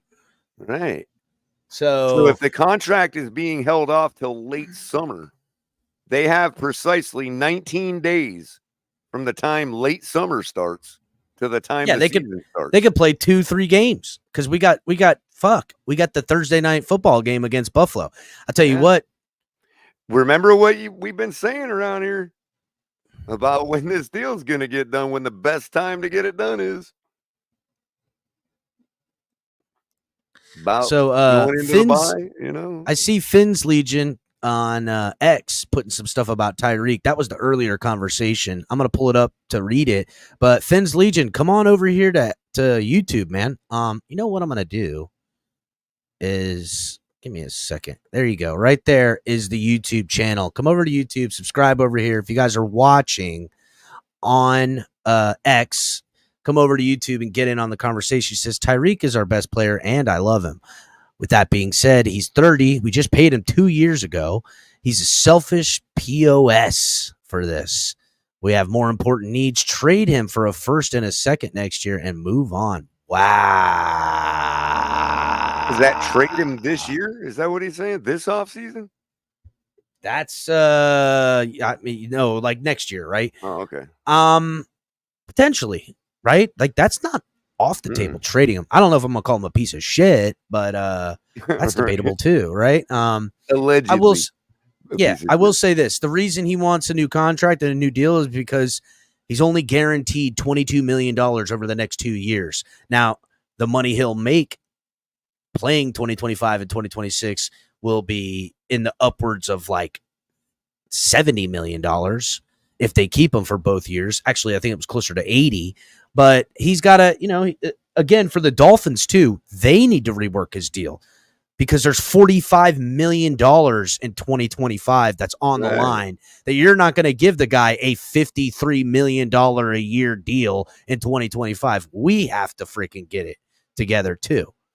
So that's really what it comes down to. Both parties know that next year they could have him play on next year's deal. It's only $34 million in a little bit. It's like $34,200,000, where this year he's getting $31 million and like $500,000. So we're talking about a $3 million difference here from this year to next year in money that they're gonna count against the cap. Doesn't necessarily mean money he gets or however you want to play it. Money against the cap, right? And he knows that. They know that. There's $53 million for 2025 on there in potential money. He knows that. They know that. For both sides, if they want Tyreek Hill to be here for the window 2024, 2025, 2026, they need to rework this deal. And they will. They should. And it'll get done. Do you possibly think there's a little shenanigans going on? Like possibly color. I hang my whole life on shenanigans, bro. Right, what do you mean? That's why I asked you. That the Dolphins and him are having a shadow war right now. Are you kidding me? Yeah. Actually, no. Well, shenanigans, yes, but the wrong shenanigans. What if they're actually in cahoots with Tyreek? Oh, they're like sandbagging right now? Well, no. Remember the late summer thing. Well, if Tua were to hurry up and sign his contract, if they gave him that quote-unquote fair offer you were talking about. Gotcha. Then that would put the pinch on Tyreek's money. Would it, though? I guess. Well, what I'm saying is, if the Dolphins, if Tua said, you know what, I'm going to wait. Fair offer, yeah, but I'm going to wait. I'm going to play chicken. Right? Well, all they got to do is be like, hey, Reek, you want to do a deal? Oh, yeah. Well, go tell everybody you want to do a deal.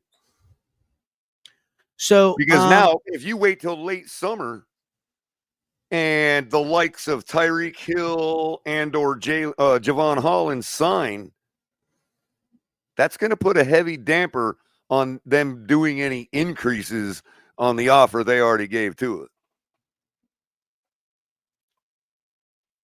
So they're putting Tyreek out there saying, scream about your contract, make it big to put pressure on Tua to sign.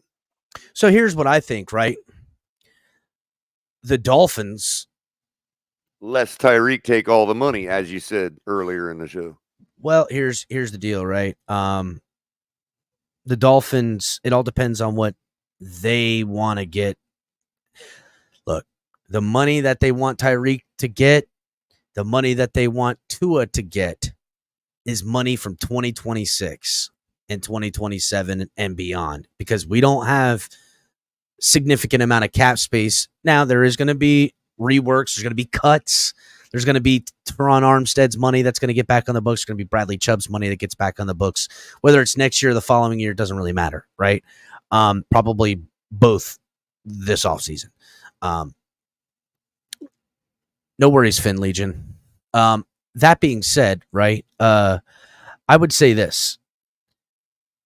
They probably want to get the money done to Tua over Tyreek because of accessing the 2026 money for Tua, right? And they want to then pass the savings on to 2025 and 2024 to then give that money up front to Tyreek. So then the 2026 season, they can get rid of Tyreek while still having Tua. You understand what I'm saying? It's like a rope-a-dope, for lack of a better term.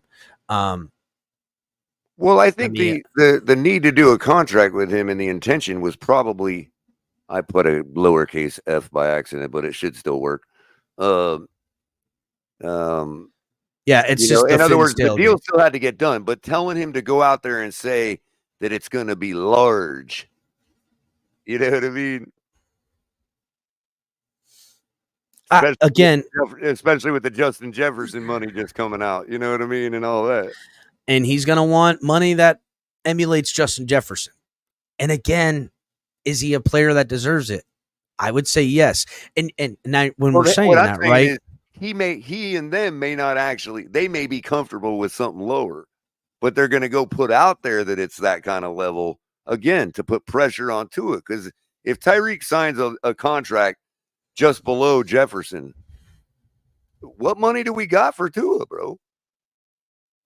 So how does that work? I should say, because I'll tell you. So say Tua signs a 5-year deal. A 5-year deal would be a 5-year extension. That means the money for that 5-year deal only comes onto the books for 2025, 2026, 2027, 2028, 2029. The Dolphins can now access 26, 27, 28, 29. They can access all of those funds in projected cap, which never meets the projections because the inflation is so beyond what we even have to take from previous years, right? We can estimate what the previous years and the ups and downs of cap space increase goes, but we have no idea what this YouTube money, this international money, all this shit that's coming, it could skyrocket, right?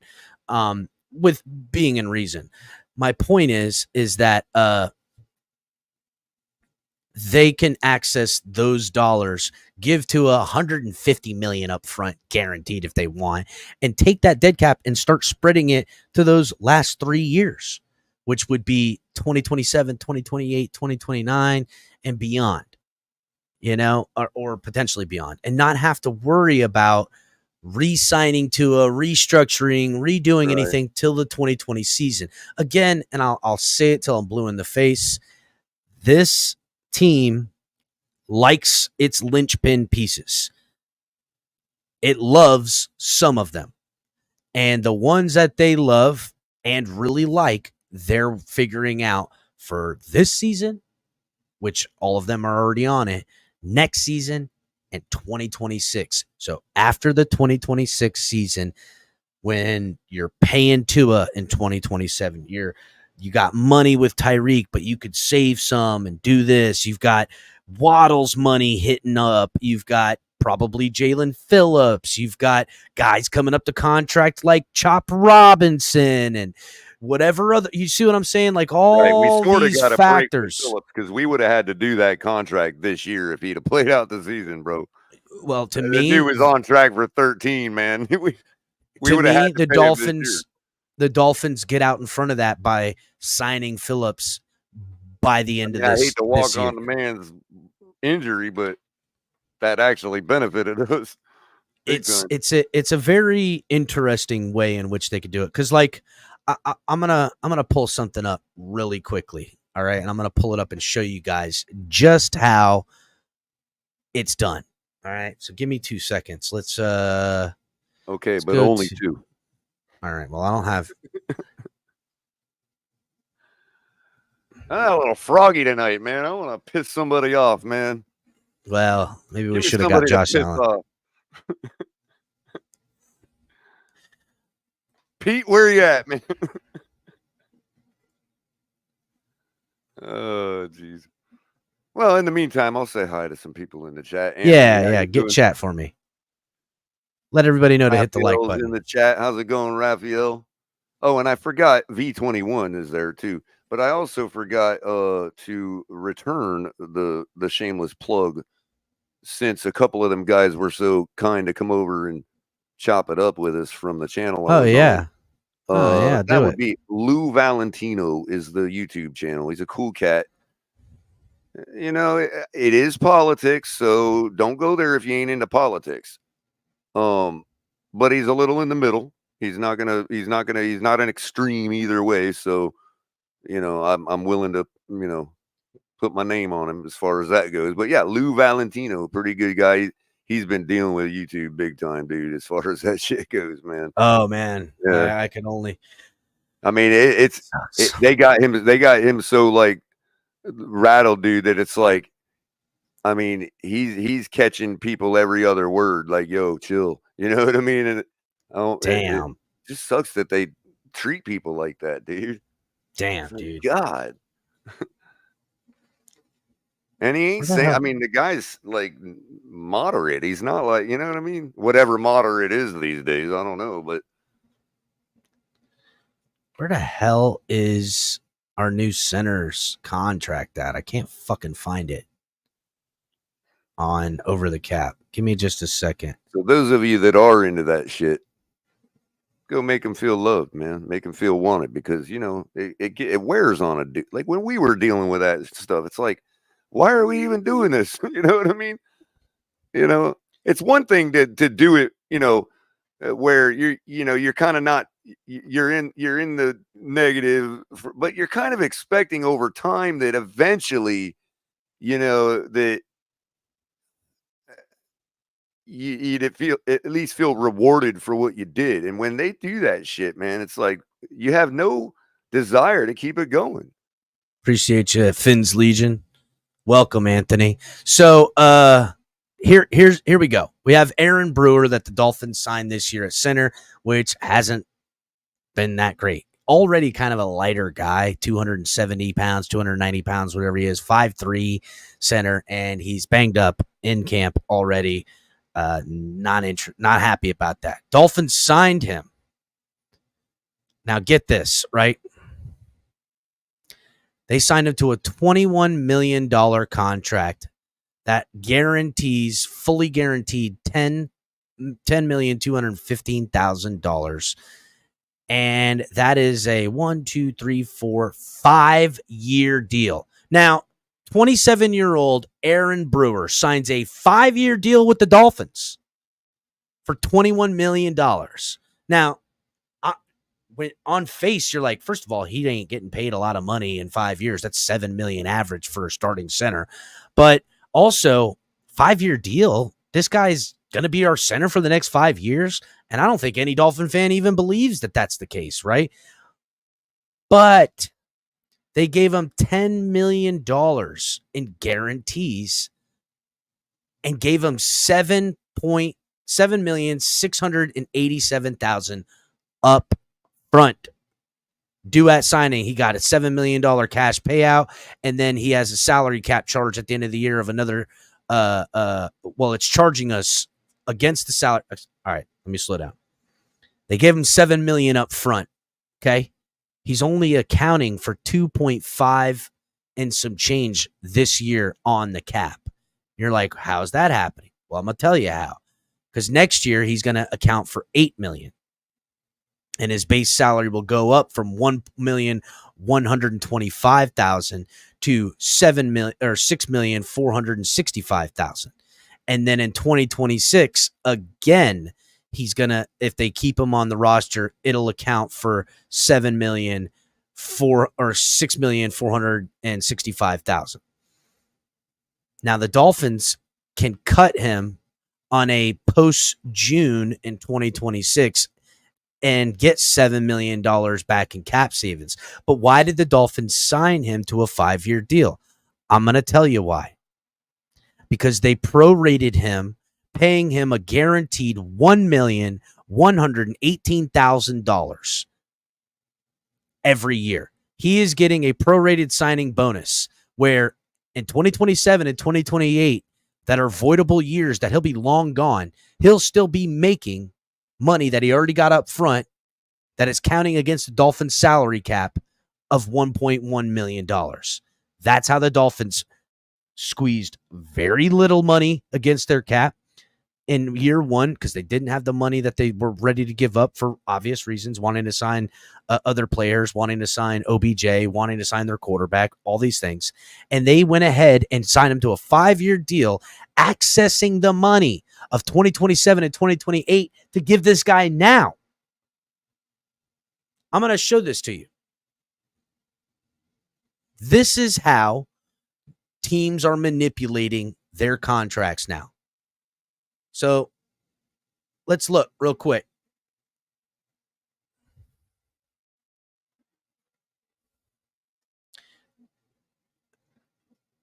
Base salary, 1.125.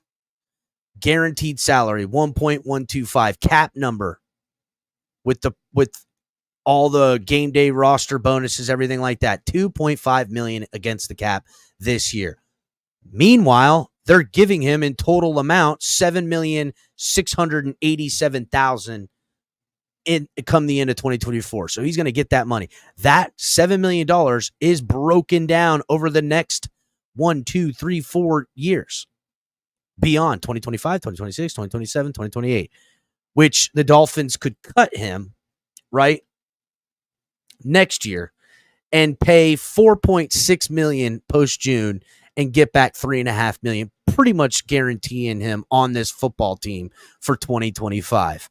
Now, if he plays well in 2024 and in 2025, and the Dolphins and him want to get a deal done and rework the deal, this is when they'll do it, right here at the 2025 offseason, because they're able to cut him and get $7 million back against the cap that he would count for, but they'll still be on the hook for 1.1 in 2026, 1.1 in 2027, and 1.1 in 2028. That counts against their cap. You guys understand? You following me, Color?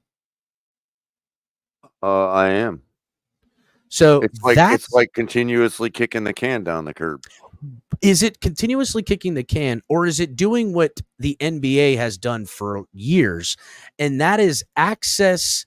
They can't wait till the next season ends because they don't have any draft picks and have no cap to sign mega deals. It's actually a brilliant system because at any time, so many things can happen from now till then that make that what do they even call it? Voidable. You know what I mean? If the guy balls out, then it gets extended. So it's like one of those things are going to happen. Listen, either the worst case scenario is he doesn't work out at all, and the Dolphins have to eat the $7 million that they paid him, in which case will go against them over 2024, 2025, and 2026, and then they'll owe him no money in 2027, but owe him 1.118, $1,118,000 in 2028, which is fucking nuts. It's nuts. Crazy, right? This is how it's done. This is how contracts are done now. It's how teams are getting it done. And this is exactly how you can emulate your contracts for your football players. Right. You can do this same deal. You can give Tyreek Hill a 5-year deal that you're only on the hook for 3 years and void out and pay dead money in minimal amounts in the years 4 and 5 that you could say goodbye to him and save you 50, 60 million over those 2 years. That's how it's done. That's how it's done now. That's it. Same thing with Tua. Same thing when Tua gets his money. Now, things go right with Tua. Things go right with Tyreek. Things go right with Brewer. Things go right with players before those years where the dead cap is high and or their money that they make is super low. Everybody comes back to the table and renegotiates, in which case you write a new 3-year deal, the year in which they want to make money, the next year in which you're going to continue to pay them, and then the third year that is a wash voidable year that you'll carry minimal dead cap on because you've already front loaded and back loaded and spread out. That's it. That's how it's done. Right. And it's And not that yet, it's not that hard, but it's really hard to keep up with because here's two things that throw wrenches in all that. One, the cap not meeting uh-huh, expectations uh-huh. and not going up with where they were projecting it to be. Or it could have the adverse effect. It goes way up, and now you're flush with cash, and now your player wants more money because they've been playing well, and you deal with that as it Right, comes. right, right. They But play out. also, Right. yeah. But the other way in which it throws a wrench in your situation is, God damn it, I just had it too. Oh, you have, say you signed him to a X amount of deal a year, and it's a lot of incentive base, right? Like Winfield for the Tampa Bay Bucks that signed that contract. It's a big contract. Year to date, he's making like 22, 24 million or whatever the fuck it is as a safety. But he's only accounting for 14 million a year in guarantees. Well, if he hits those incentives and you caught yourself in a year one, year two sample size where you're trying to manipulate the cap in such a way that he goes beyond in those incentives, that negative money, that extra 6 million he made in 2024 has to be accounted for in 2025, and which could really fuck you up. And players do that because then they can force a new deal, get their money, get that year's money, and extend their career by an extra year on the backside. We've seen Rashad Jones do this.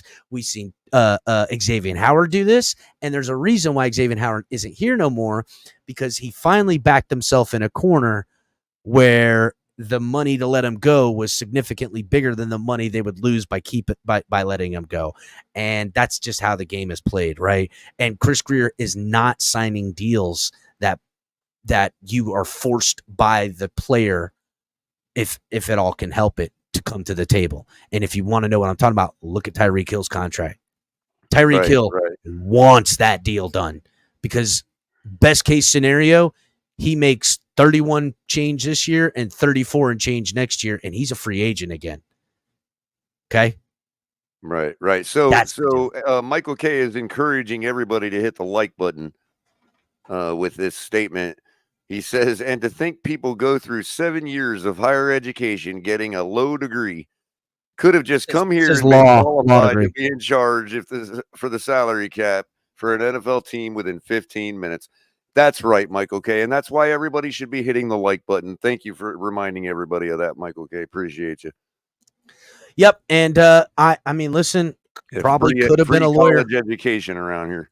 Probably could have been a lawyer. Definitely could be a better lawyer than most, I would say. We are not accredited, though, just to be clear. Well, if you need me to, stand in front of you and represent you, let me know. I'll give it a good old college try.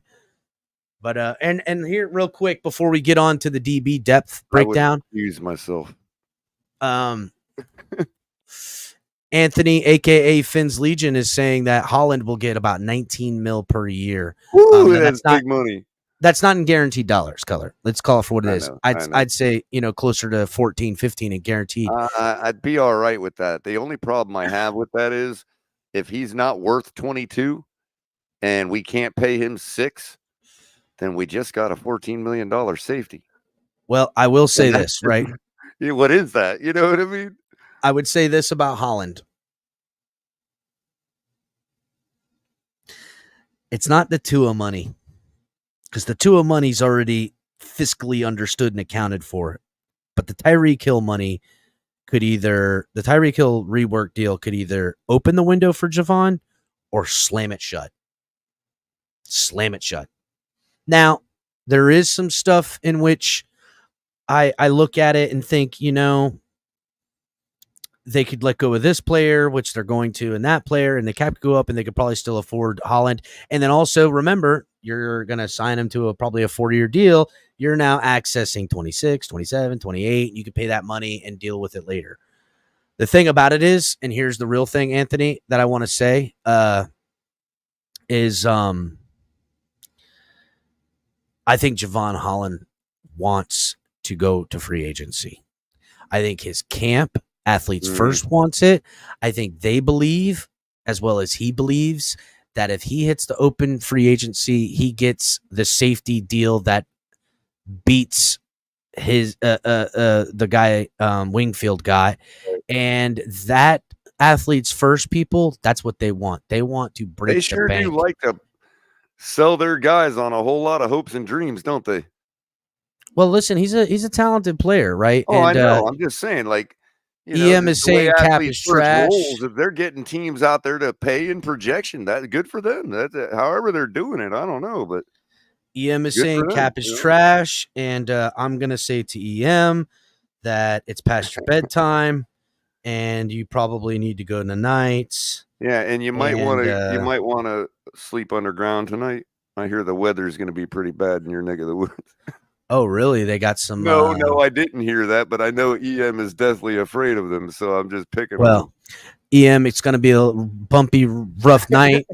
Make sure that you take your terrible take juice, EM Dolphin fan, extra strength, extra medicated.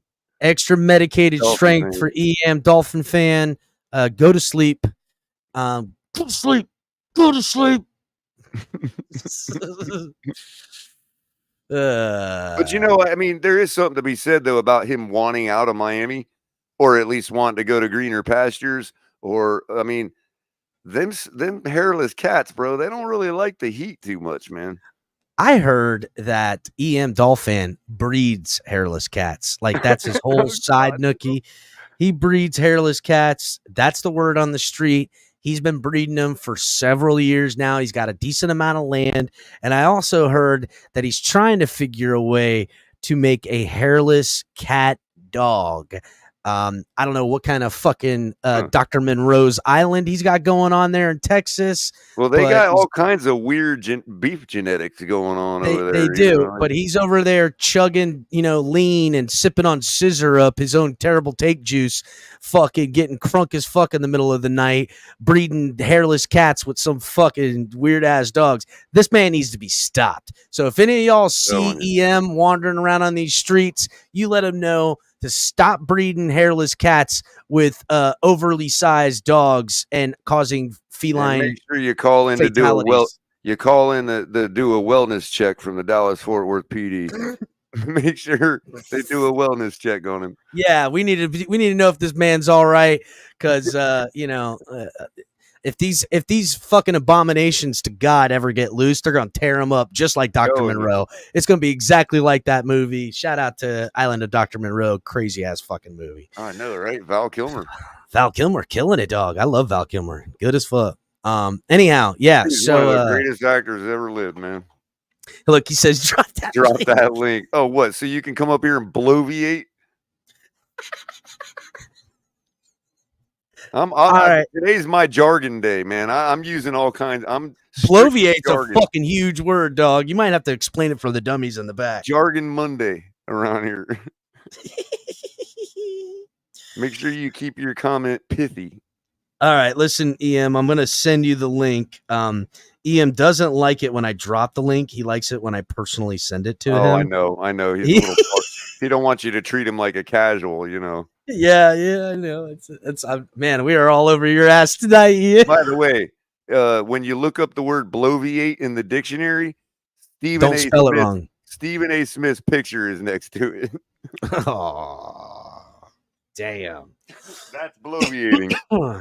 Yeah, EM's putting himself a nice ice cold double solo cup of scissor up lean, getting ready to pass out. Well, he'll still be awake. He ain't gonna show. He'd still be awake, but he just did that as an exercise to know that he could command you to text him the link. He ain't even gonna use it. I'll tell you what, if he did that just to fucking flex on me like that, that's crazy. But no, you're wrong. There he is. Right on time, goddammit. Right on time. Hey, man. Hey, what's up, fellas? What's going on? Salute to you, gentlemen. Man, where you been, man? I ain't seen you around a week or two. Man, he was there bro. on Saturday. Hey, yeah. I popped out on Saturday, bro, for that. I kind of wish I didn't, to be honest with you. You were part of the melee the other day. That was crazy. That was some that was crazy saddening. It was saddening. a proper melee. It really was. It was saddening. and disappointing on a lot of levels. Like really, no trolling. Like very extremely disappointing on several levels with that individual that was but Really?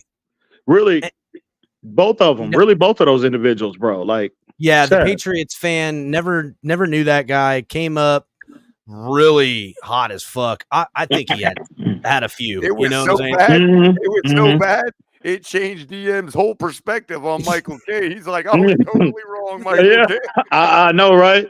You know what? I might owe Michael K an apology. Like really, Yeah. With like the old saying, EM, you know it when you see it. absolutely, You know Yeah. absolutely. But the other guy that Josh Allen is John Elway, like not necessarily I'm surprised, but disappointing because he for what I know of him over the years, he's been a respectful individual. I've never known him to cause any drama, anything like that.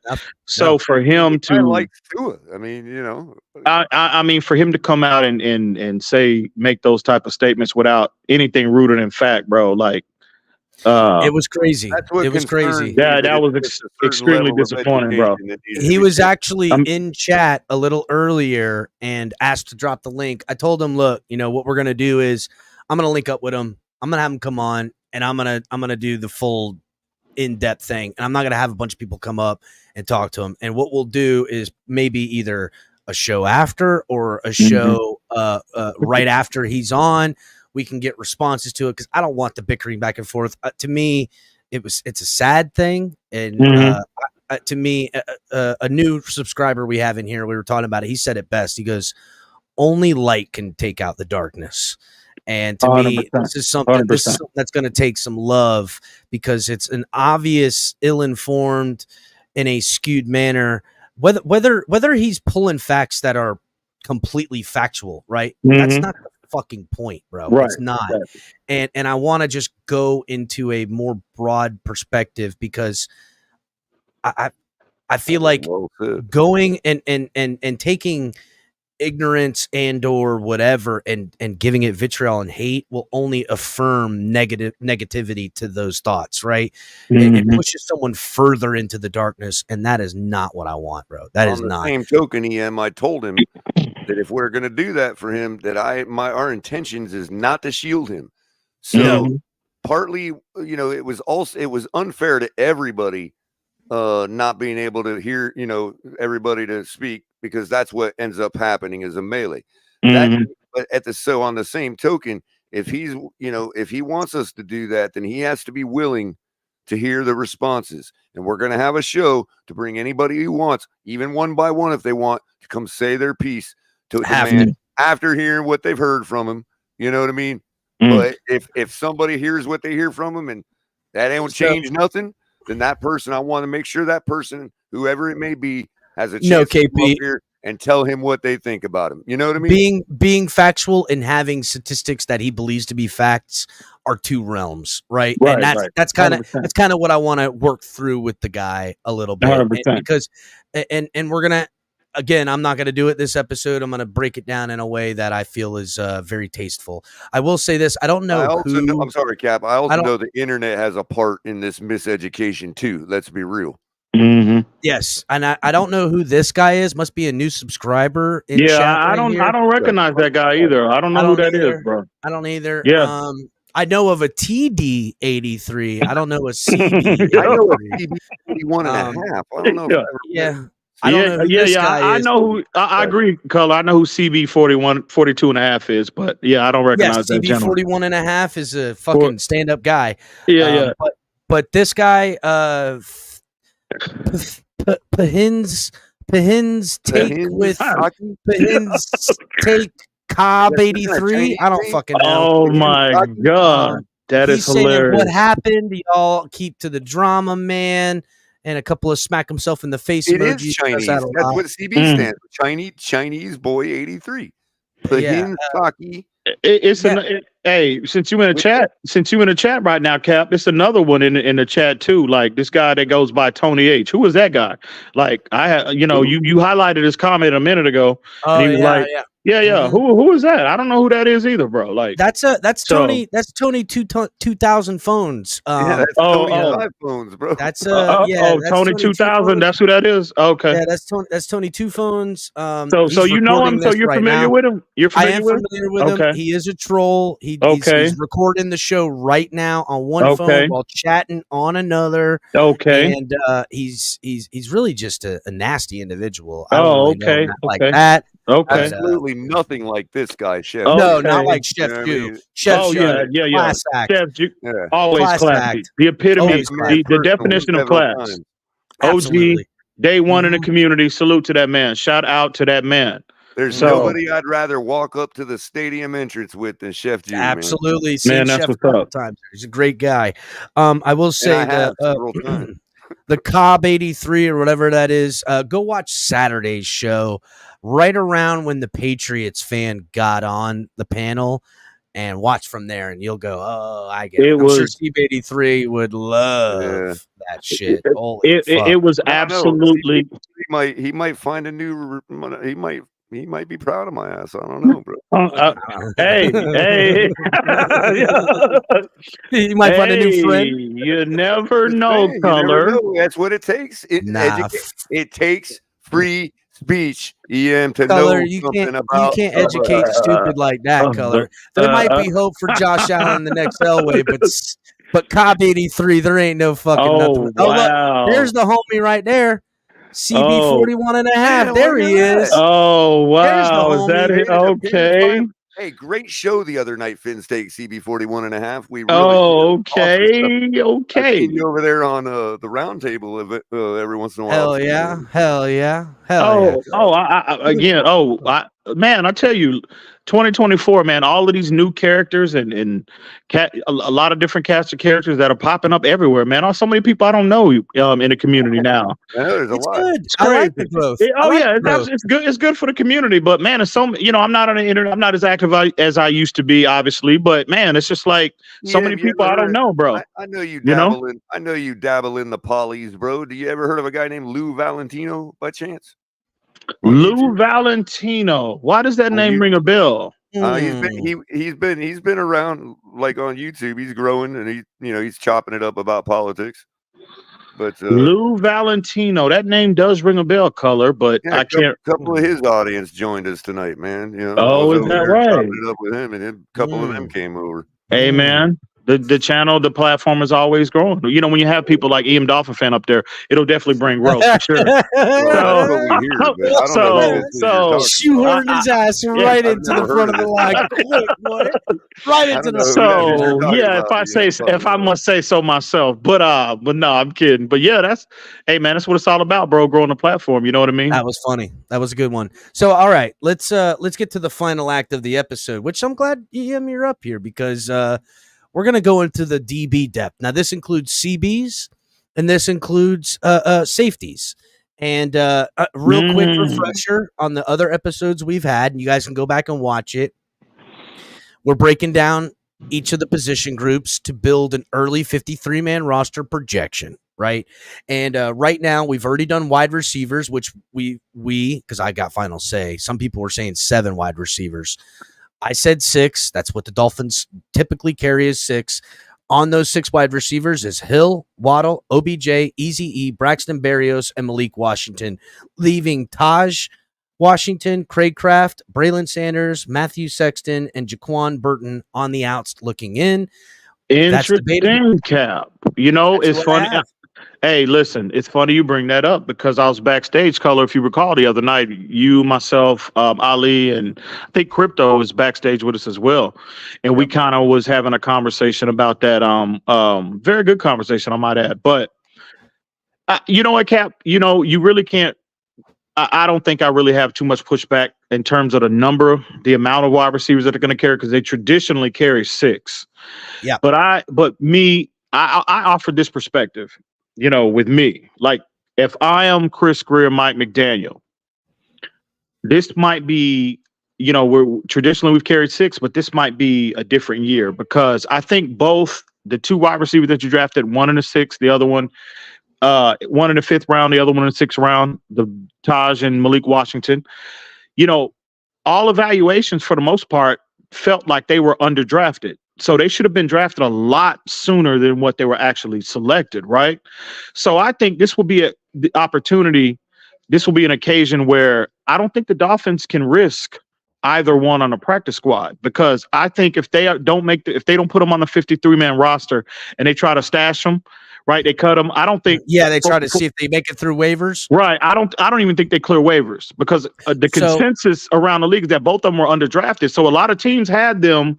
I know they got selected late, but you can't really pick and definitively say a player is going X or Y, right? Because depending on how the board falls. So they did fall to the 5th and 6th round, or the 6th and 7th round, but they were high. They were a lot higher on a lot of teams' draft boards. So if the Dolphins attempt to waive them, I don't think they're going to make it to the practice squad. So that'll be a wasted pick for the Dolphins if they do that. You know what I mean? That'll be a wasted draft pick. Yes, but here's the thing, right? You're measuring Taj, because Taj is the guy that's on the outs looking in, that is a pick, right? I think River Craycraft does clear waivers. I think Braylon Sanders clears waivers. Absolutely. Matthew Sexton, Jaquan Burton. The real thing is that does Eazy-E clear waivers? No, absolutely not. No, he's going to make the 53rd man. Okay. Then to me, it's going to come down to Eazy-E and Taj, because I know for a fact Braxton Berrios is not clearing waivers. He's on the waiver wire. He is getting picked up immediately. You think so? Absolutely. That's the part absolutely. Where I'll stand on my square and say, from the beginning, I've thought I'm Braxton Berrios. Both are going to make it, bro. I'm sure Malik is, but I just don't know. I'm sure Malik. Now, if they pick Taj over Malik, I would be surprised, but it's not out of the realm of possibility. Oh, Malik Washington is going to make the roster, bro. I think so. I will be absolutely blown away if he doesn't. Now, Taj, significantly smaller now. He's a little guy, speedy, has amazing separation, which I love about him. Right. Mm-hmm. The thing about it is that you got to measure Eazy-E, Braxton Berrios, and anyone else who's on the outs looking in, and which of these guys is gonna make it past waivers. Now, if Braxton Berrios or Eazy-E ends up on the medically list, that they protected list, I could see that. I could see them medically protecting Eazy-E and putting Taj on, because they're afraid Taj won't make waivers. I could see that happening, or vice versa. They'll do it for Taj. He'll get clocked. He'll get clocked in preseason, be banged up, and they'll fucking medically deactivate him. Right? Yeah, that happens all the time. We did it with Braylon Sanders. We did it with Braylon Sanders. Tanner Connor as well. Tanner Connor as well. Do it all the time. So I see that happening. But as far as the 6 goes, I think those are the 6, and we will debate on that on another thing. Now I moved to tight ends. Right? Hang on, real quick, yeah, Cap, if I might have. Go ahead. Here's my perspective why I think this will be there'll be a change in terms of the amount of wide receivers that they carry. I would carry 7, because I think I don't think there's a chance that either Taj or Malik Washington, if you're trying to waive them, they're not going to clear. But see, here's the thing. Here's my 7, right? Obviously, we know who the big 3 are. Obviously, Tyreek, Waddle, Odell, Eric Uzakama. I would go with both of Taj and Malik Washington, and I would go with Braxton Berrios. So that would be my 7. But if they do carry 7, you're going to have to trim one player from another room, right? I'm going to I'm looking at the running back room, and I am going to I'm going to take a big chance. I'm going to take a risk on cutting Salvon Ahmed, Jeff Wilson, and Chris Brooks. And I'm going to take a chance on stashing them on the practice squad. I'm going into the season with 3 official running backs, 4 with what's the fullback's name? God damn it. Alec Ingold. Alec Ingold, right? Because you still have Eric Uzakama on the roster, right? But see, as we can go back to last year, the first game of the season, Mike McDaniel was clearly, you could see the vision for him, his role in his offense. They were clearly trying to create that wide back situation, that wide back role for him, a combination of the running back and wide receiver position. They were trying to create that Debo role with him. So if you carry 7 wide receivers on a roster and you carry 3 official running backs and 1 fullback, you still have that flexibility. If need be, you can always have him right? Kind of, as a rotational guy, as a running back, he can, fill in. I'm not saying make him a full-time running back 100%, 100% of the time, but Well, let he me. can perform in that platoon role with your other guys that you already have on a 53. That would be my strategy. Ahmed has zero guarantees. He's the only guarantee Ahmed has is that he will be cut by this team. And now whether or not he clears waivers and they can add him, we'll see when we get there. Probably not. There's probably a team out there that has a banged up running back room that would like what Ahmed brings schematically. To me, Jeff Wilson, just like Braxton Berrios, scooped up immediately. You think so? Really? Immediate. Now, listen, I'm not. Oh, Jeff Wilson, I love him, but to me, he's getting like 1.25 million guaranteed, no matter what. So to let him go and lose that money for his services gone is a bad business move. When Taj has less in guarantees that'll affect the team immediately. So of where he was drafted. So I feel like that for me. Now here's the deal: the Dolphins last year only carried 2 tight ends. That's not happening. No, they carried 4. When they cut down, they only had on their 53-man roster 2 tight ends. Cap. They had 4. They carried 4. Go look at it. They carried Smythe. They carried Julian Hill. They carried what's the guy's name? Croft, I think his name was. He was on the 53-man, and it was one. You're wrong. I'm telling you right now. We carried 4 last year. At the end of the 53-man roster cuts, they only had Durham Smythe and Julian Hill on their 53-man roster cuts. I promise you. Go look at it. It's 100%. I could be wrong. To me, they carry 3 this year, right? They carry Jonnu Smith, Durham Smythe, and Julian Hill. I don't think they want to cut Julian Hill because I think teams would get him. I think they love Julian Hill. They picked him over Higgins, who ended up making a little bit of something out of himself for the Cardinals. I think they like Julian Hill's game. They like his size. They like their coaching up ability. They like him a lot. And rightfully so. The guy's okay at blocking, okay at catching, but he does everything really well and has a good propensity to be coached up. I think he's only going to get better. So to me, they're going to carry 3. So that right there cuts into the 53-man roster projection and ways. I also believe that they carry, including Alec Ingold now, they're going to carry 5 running backs. Now, last year... 5. Wow, really? They're going to carry 5 running backs. Now, listen up. They carried 6 running backs last year. I'll repeat.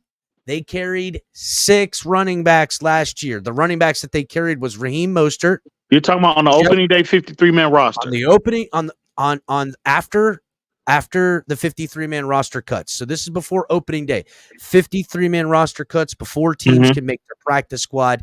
The waiver wire the waiver wire period in which everyone has to be 53-man, and then all the other teams get bite at your players to add on their 53, because there's that window, right? You can cut a guy, add another guy. It happens for a few days. Then they start signing their practice squad players. They did carry 5 running backs last year, all tailbacks, and Alec Ingold. So they had 6. They had Raheem Mostert, Jeff Wilson, Devon Achane, Salvon Ahmed, and Chris Brooks made the 53-man roster. How about them apples? He was a 53rd man of the Miami Dolphins last year. To me, that changes. That changes. I think they roll the dice with Salvon Ahmed, Chris Brooks, and any other running backs because of the Jalen Wright pick. I think that they are willing to add that 5th running back to their 53 at a later date, rolling the dice on these guys. Plus, I think they have the ability to pick other drop-offs on other people's rosters because of the depth that they now possess with Raheem Mostert, Devon Achane, Jalen Wright. I think those are 3 guys that 1, 2, and 3 in that order. I think Jeff Wilson is the 4th one that stays on this team. And I think our 5th guy is Alec Ingold. And I'm getting out in front of these lower position groups because to me, the Dolphins need the depth on the O-line and the D-line across the board. That's why I'm getting into it. And that's where we bring us right now. We have 6 guys at wide receiver: Hill, Waddle, OBJ, Eazy-E, Braxton Berrios, Malik Washington. We have 3 guys, which is one more than last year, at the tight end position: Jonnu Smith, Durham Smythe, Julian Hill. And we have 5 running backs that are now these 5 running backs is one less in total running backs last year: Alec Ingold, Raheem Mostert, Devon Achane, Jalen Wright, and Jeff Wilson Jr. And that brings us now to where we are with DBs. Now we're going to go into 2 categories here. We're going to go with cornerbacks, and we're going to go with safeties. Now, last year at the 53-man roster cut, the Dolphins carried only 6 cornerbacks, which is relatively low for them. They usually carry 7. They only carried 6 cornerbacks, but they carried 5 safeties, which is 1 more. So they said, we're going to go 1 less cornerback and 1 more safety, which is kind of crazy to think, considering that we lost our best safety and it felt like no one was out there. So our let me pull it up here real quick. Our last year's 6 cornerbacks that we had was Jalen Ramsey, Xavier Howard, Eli Apple, Kader Kohu, Cam Smith, and Kelvin Joseph. Remember that? Did we even ever see Kelvin Joseph play? Yeah, I think I saw him on the field a couple times. I think he was a lot on special teams, right? He was a special teams guy. And then our 5 safeties last year was Javon Holland, Brandon Jones, who signed a deal and left, Deshaun Elliott, who signed a deal and left, Elijah Campbell, who's still here, and Verone McKinley III, who ended up getting picked up off waivers last year at the end of the year, if memory serves me correctly. So let's get into it, right? Currently sitting with cornerbacks today, the Dolphins have 10 cornerbacks on their open roster right now before 53-man roster. 10. Now let's go through the names real quick. We've got Ethan Bonner, who I like. I like Ethan Bonner. Him a lot too. I like him a lot too. I think he makes a hell of a lot faster. Well, we're gonna get into that because that's white lightning right there. That's white lightning right there. Lightning. I like that. Yeah. I like that. Damn, what a good name for him, bro. Oh yeah, hey man. According to Tyreek Hill, he might be the second fastest player on the team, bro. You know what? I'll tell you what. If he ends up playing across, we can have White Lightning and Black Thunder here real quick. There you go. There you go. There you go. All right, so we've got Ethan Bonner.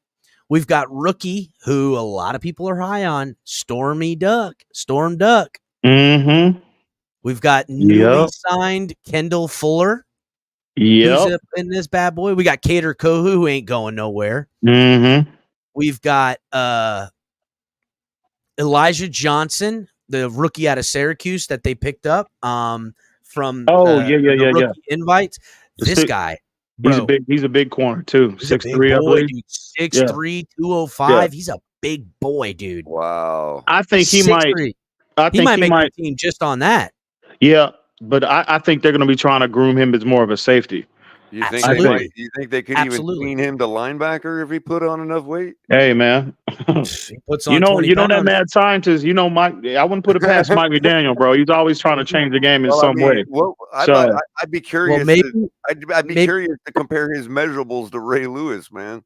I would say maybe you can give him some pointers. I know you're breeding hairless cats with dogs these days. Yeah, so, that's real cute, Cap. That is real cute. Yeah. They like that dry Texas hair, bro. Yeah. That's cute, man.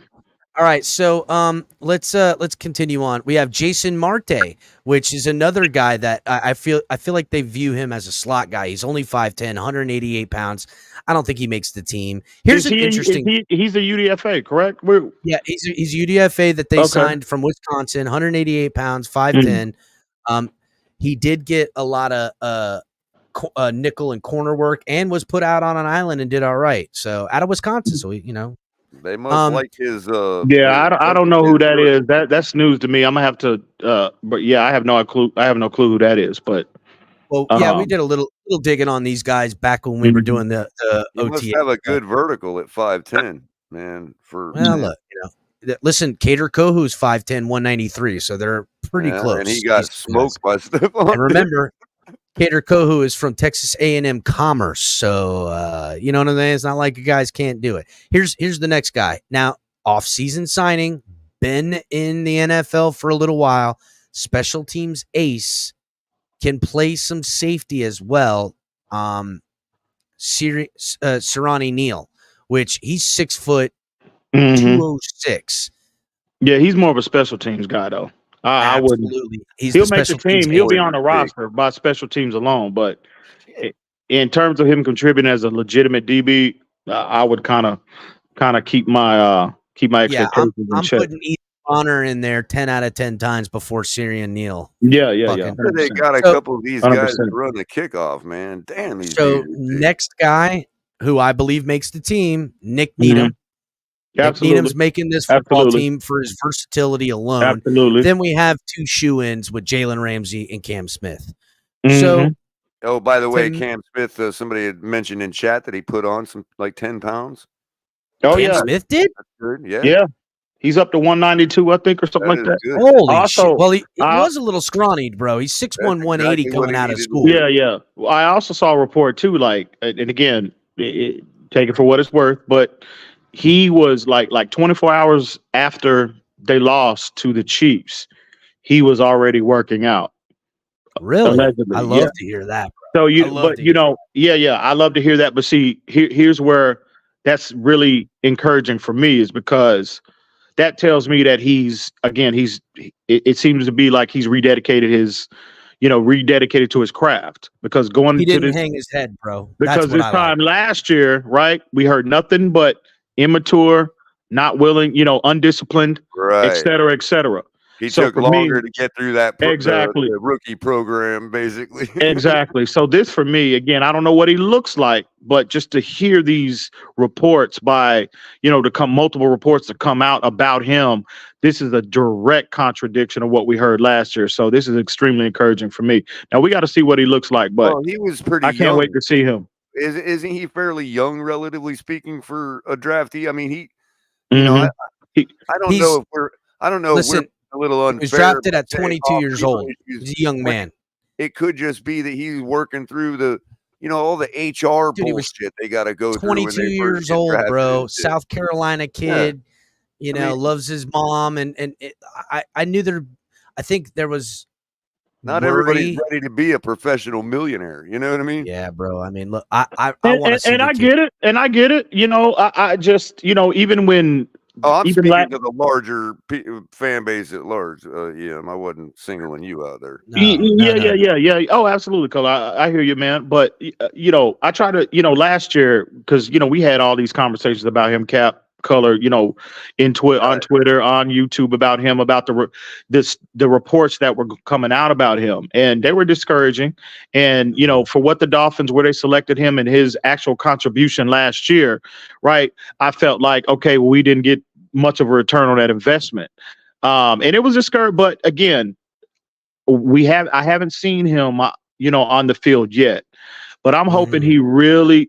I go back to Tony Pauline. I was listening to Tony Pauline on YouTube. This was been probably about a month ago, maybe.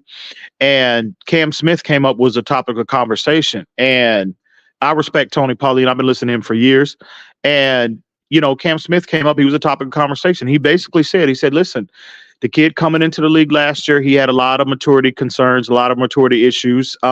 He said, but if he could somehow get over those and outgrow those issues, the Dolphins have a home run pick on their hands, because he should have gone in the first round. Now, I don't know what transpired off the field that caused him to slide to the second round. But again, his words, not mine, for the Dolphins to get him at in the second round where they got him, if he can put those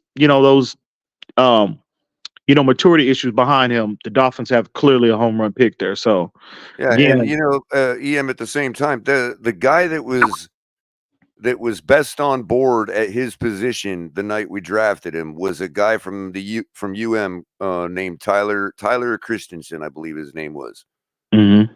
And I thought, okay, we're getting this guy because I knew we were probably going to go with a DB at that point. And I'm just like, I know we're going to get this guy.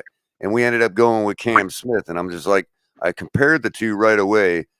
And it bothered me a little because Cam Smith was an inch taller and 10 pounds lighter than the other dude.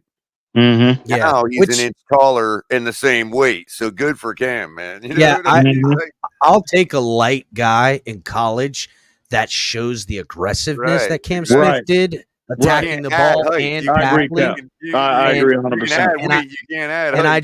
I just think about what millions of dollars and a millions of dollars facility and weight programming they could do for a young guy like that. I agree. So and I think organizations right. think, I mean, 5 I think pounds is a organizations double think this cheeseburger. way too. It's a lot. Absolutely. So Absolutely. real quick, the Dolphins again, they carried 5 safeties last year, right? Now there's only 6 safeties currently on the roster. And you know, there's a lot of talk, a lot of talk about the Dolphins adding a certain safety out there. And It's funny you bring that up, Cap. It's like you read, bro. We're for the first time, I think we're on the same wavelength, bro. Because before like I that old Publix cookie, man. Hey, I man.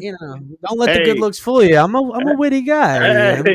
Hey, bro. Listen, before I hopped in the chat, I was on Twitter, and a certain safety liked a certain tweet from I forget the whoever it was in the Dolphins community.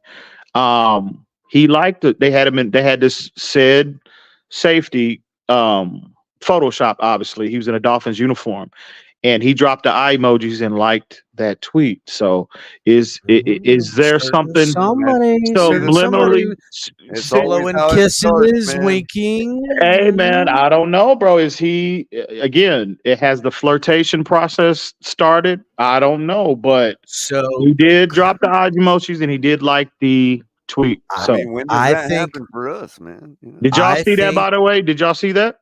I did not, but okay. I do. Yeah. I did miss that, but doesn't surprise me. We are attractive of an organization right now. So team players that are sitting out there waiting to get paid, wanting to join a team, probably having honest financial conversations with them and their representation, are willing to take certain dollars that they wouldn't take other places because they'd like to play in certain areas, Miami being the most beneficial to that scenario. So right now we have 6 safeties on the roster. I'm going to go through them real quick. We have Elijah Campbell. We have rookie that we got from Rhode Island. This kid's 6'3", 215 as well. Jordan Colbert. Javon Holland, who's obviously making the team. Then we have Patrick McMorris, which is the guy we drafted in the 6th or 7th round, rookie out of California, who played better at I forget what school he was before Cal. But either way, it doesn't matter. He's 6 foot 210. Then we have another rookie that we got that we signed up UDFA from TCU. That's right, the TCU. I like him. I like him. The athletic upside is there. Like there's a lot there foundationally. 215. There's a lot on that guy there. I don't know. I don't know if he's got what it takes in the hip fluidity to play zone properly, but in a man-to-man scheme, that's a dude I want taking people's heads off, right? That's what he can do. We'll have to see, right? We'll see what he's got that again, a ton of athletic upside. He's got that 4.3 legit 4.3 speed to where he can cover the back third of the field if you choose to put him in a situation where he's the last line of defense. He's playing that single high roll. He's got that sideline to sideline speed. And again, you're playing him if we can project kind of real quick where the defense is going. You know, based off what they did in Baltimore a lot traditionally, right? They prefer that single high, that single high safety role, right? So you need, a player that's more athletic. Javon Holland fits that criteria. Obviously, Elijah Campbell does as well. But when you look at Jordan Poyer, I know you hadn't come to him yet, but Jordan Poyer, not so much. You definitely don't want him in a role like that. You want to play him closer to the line of scrimmage. But this kid Perry, foundation. Now again, we don't know. None of us has seen, to my knowledge, has seen what he looks like. But foundationally, when you go off athletic upside, you go off traits, you go off profile, he fits the criteria. So I'm hoping I'll definitely have my eyes on him as we get further into the offseason, ultimately training camp. So like him a lot, bro. Here's what I got, right? And then the sixth and final guy is Jordan Poyer. So I'm going to make this easy. And again, the Dolphins carried 5 safeties in 2022 season at the 53. I think they do that again, right? I think they'd carry 5 safeties again with this caveat, right? I think the 5th safety that I'm going to put on this list is the first guy to get cut to add said someone, right? And I feel like they're only putting this 5th safety as a placeholder on their 53 man to be one of the first guys that they could potentially let go and sign either Simmons or maybe sign another corner, in which the flexibility to me really comes down to this. It's Nick Needham, right? Nick Needham gives the Dolphins such flexibility because of his skill set that and Jalen Ramsey at that in a pinch, they can go light in the safety room on game day and have somebody on the roster that's not playing on defense, but they're playing on special teams, and they're in a pinch if someone goes down in the DB room, no matter where it's at. So to me, I would say safely put Elijah Campbell. 100%. I would say Javon Holland. I would say Jordan Poyer. Oh, you know what? I'm sorry. I was only going to go 4 safeties. I sent that to you, by the way, Cap. That tweet. Oh, I was just about to bring it up. I got the image right here. Do you? Let me see. Hold on. Right here. Oh, yes. There's the tweet. There you. Boo! If they can pull that off, gentlemen. Bro. Oh man. See the eyes? Yeah. I see you. I see you. I would love that. So let me recorrect. I think the Dolphins only carry 4 safeties. Okay. I think they only carry 4 safeties because I think they carry 7 cornerbacks because of Nick Needham. So I'm going to go ahead and start a little bit of exercise. I'm going to go. I'm trying to keep this all together here on this piece of paper. Well, get organized. I found some other bad news for Shake real quick. For whom, color? For Shake Money. For Shake Money. What's going on with the homie? What is it? What's up with Shake? Here, bad news, Shake. Oh, class of 2025 wide receiver Josiah Abdullah decommit from Florida. Oh, that's right. Shake is a Gator. He is a Gator fan, huh? Oh, okay. That's what's up. Yeah, he's not gonna be happy about that one. No, he's not. That's what's up. So let's go through it real quick. I have Jordan Poyer as safety number 1, which this isn't in order, obviously. Holland. God damn it. Holland as safety number 2. I will then put Elijah Campbell as safety number 3. And here's the question, right? I feel like there go another one. I have no idea who that is, Cap, by the way. Who is Reggie Brown? You ever heard of this guy? I have no clue who that is, but I don't know. Don't know who that is. I don't know. I know a Dr. Brown. I don't know a Reggie Brown now. Doctor. Yeah, there is a Doc doctor Brown from Doc Brown. I'm sure anybody that listens to this takes more than 5 minutes. They need a doctor themselves. So I am sure of that. But again, I don't know who that is, bro. The dirtiest burn in a while, bro. Oh man, bro, that is good. I am Dr. sure Reg. of that. Dr. Reg up late for the cooking. Holy cow. All right, so the final some of that extra medicated Dolphin fan. Yeah, he did. At your local store. Yeah. I guess you're not drinking your own juice. You're serving it tonight. Hey man, sip on the scissor up, Reginald Brown. So All right, so we now have rookie safety Jordan Colbert from Rhode Island, rookie safety Patrick McMorris, which we did draft from Cal, and we have rookie safety Mark Perry from TCU. Now, all these guys, Jordan Tolbert, 215, 6'3", big boy. Mhm. Mark Perry, 6 foot, 215, big boy. Patrick McMorris, 6 foot, 210, decent sized boy as well. Mhm. I think for the fourth and final spot, it's any man's ball game between those three guys. I Right? would agree. Hopefully, God, one of them. love some wide receivers this year. Jesus, man.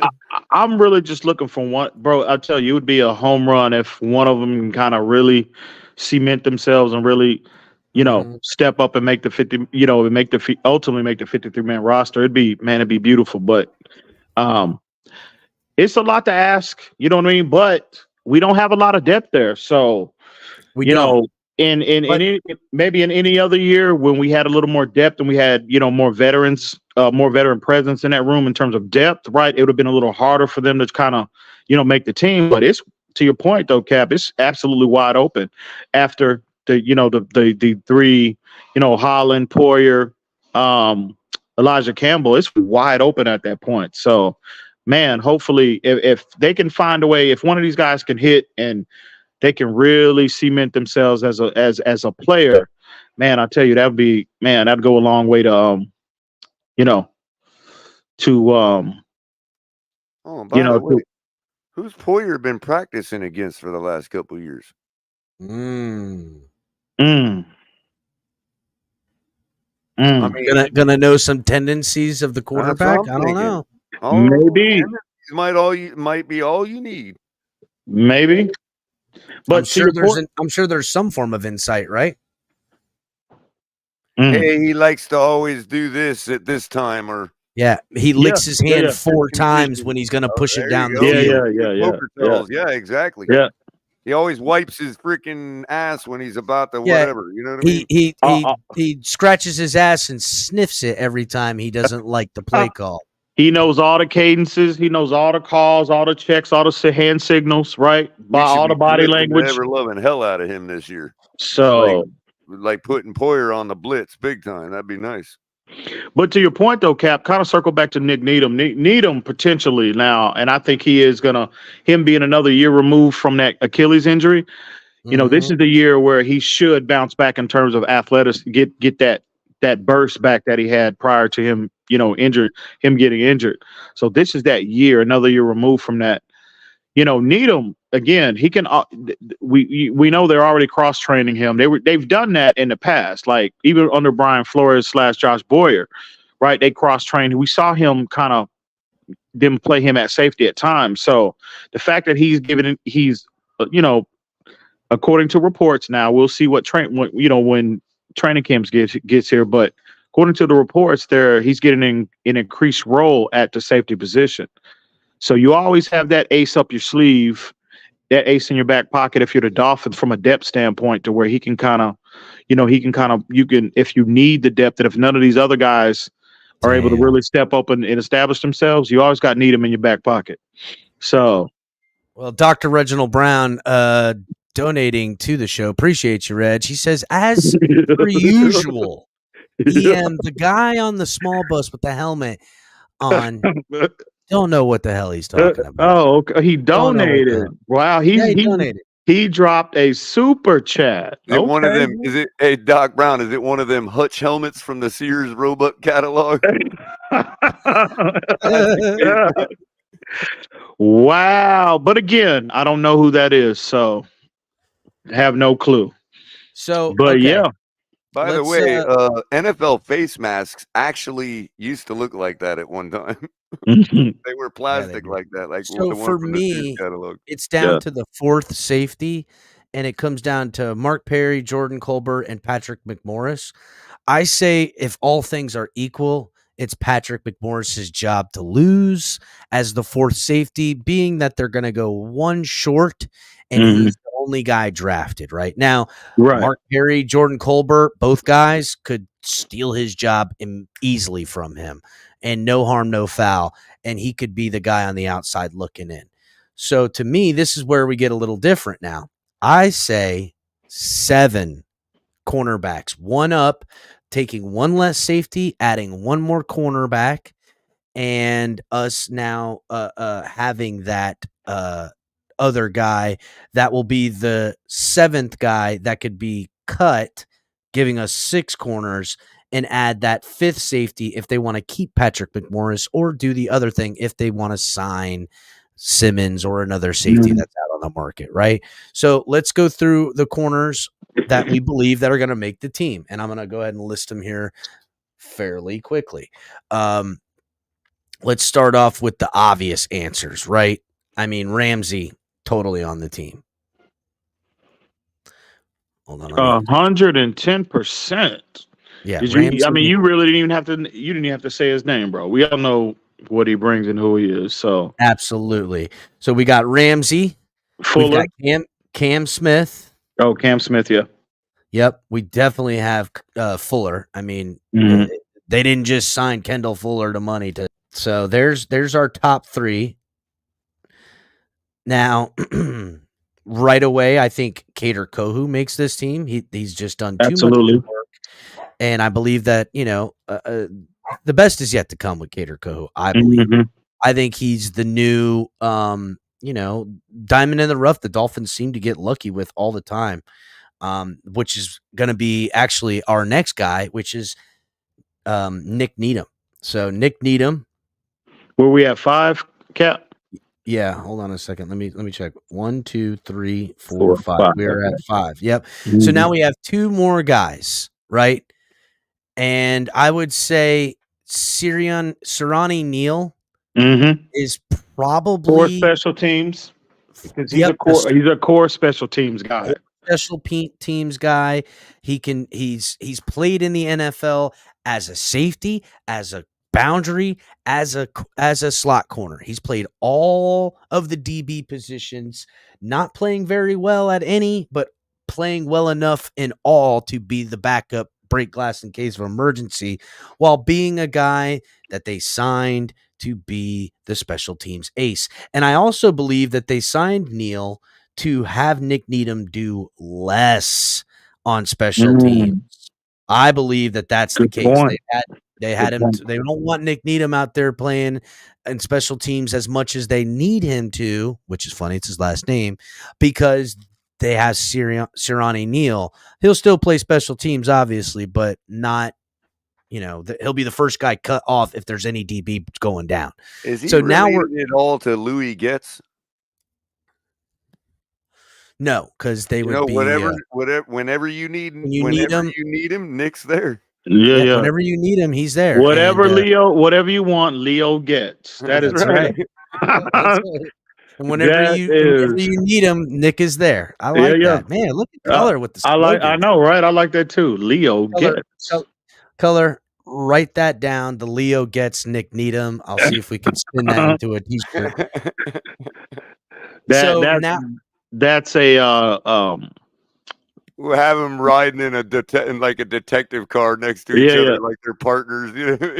Those movies are classics, by the way. Absolute classics. Oh yeah, man. Yeah. Here we go. Now we're down to the final. Now this is one more. Right now, pretty easy. If the Dolphins were going to go with 6, Ramsey, Cam Smith, Kendall Fuller, Kader Kohu, Nick Needham, Sirani Neal. There's our 6. It's White Lightning, baby. White Lightning. White Lightning's off of the 6 right now, but that's why we have the 7th. Now here's the thing, right? You got White Lightning, but is he going to lose to the Black Storm Duck?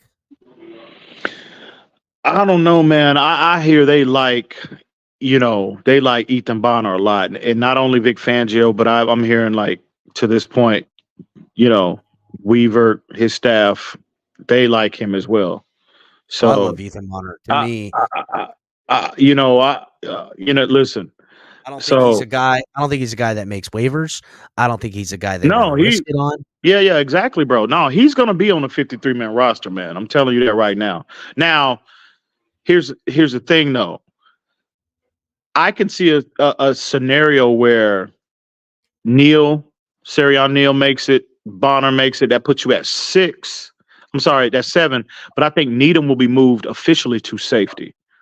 Now Right. that may be the case, right? Where That they way have him you got as 6 the fifth. legitimate DBs, and you've got him as that 4th safety, as the 4th safety on the roster. That way, and again, he's got the positional flexibility where if need be, he can rotate back and forth and kind of you can plug him as needed.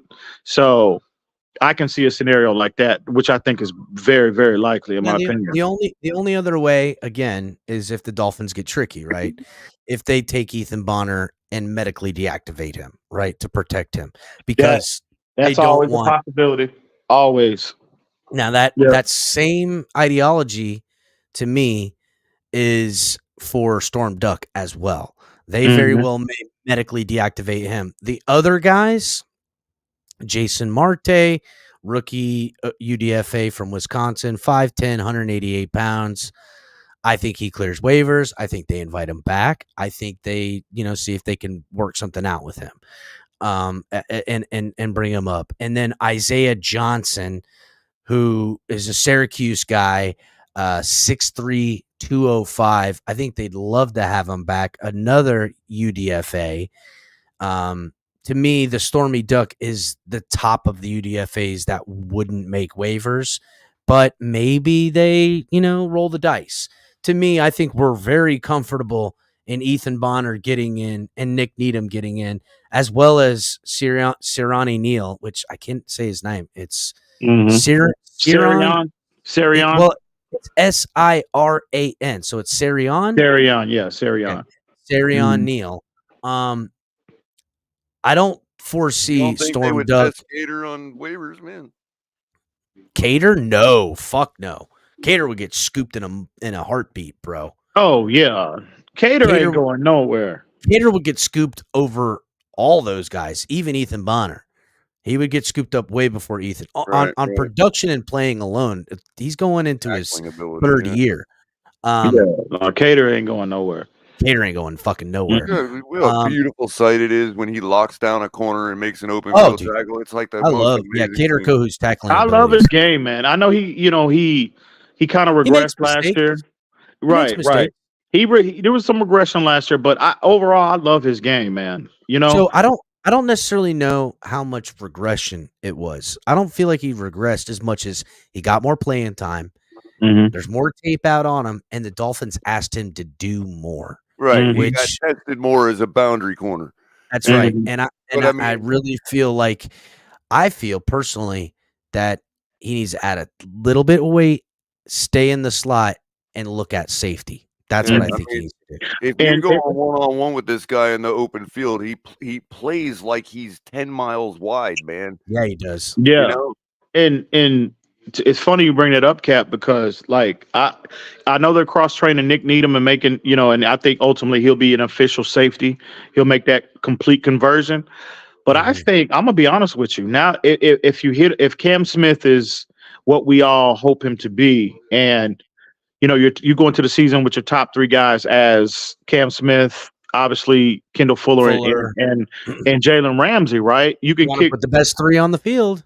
Right. And also Kendall Fuller has extensive slot experience. You could always kick him into the slot, have him play if need be, and you'd leave Cam Smith on boundary. If you do that, I think Cater Kohu should have been the one that they were trying to kind of gradually and kind of slow play that conversion from, corner to safety, because I think his game will easily, right? I think so too. Will translate to safety. The amount of space, like Color was saying, that he can cover ground, he can cover. He processes extremely well, bro. How many plays did we see him blow up in the backfield? And again, that's processing. That's processing what the offense is doing, and you're responding to that. He's aggressive in the open field.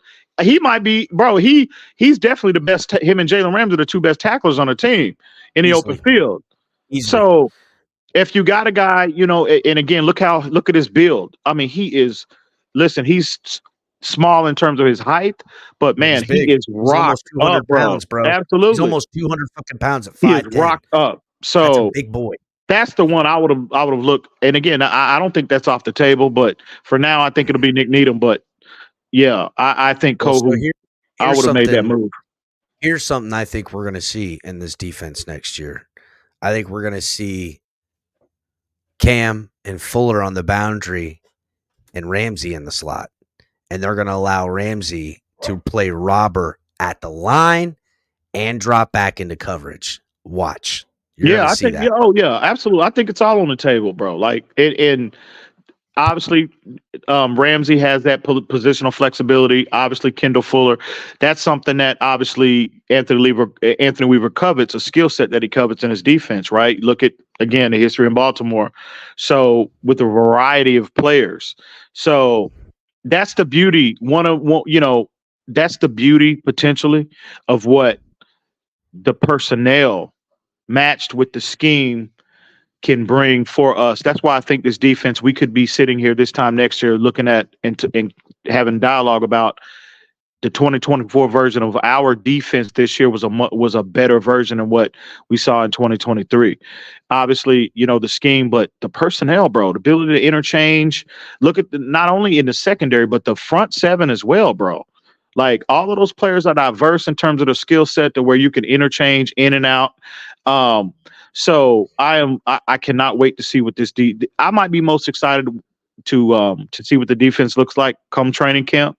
So, but personnel wise, we're more than equipped to be as multiple, to be as diverse, on defense as we want to be. And I think that's going to ultimately be the approach of Anthony Weaver. I mean, based off, the track record in Baltimore and also just listen to him, when, just interviews I've heard of him, not only as a Miami Dolphin, but I've heard interviews of him when, when he was at Houston as well as Baltimore. So I think, and I'll reiterate, this defense is going to be extremely exciting.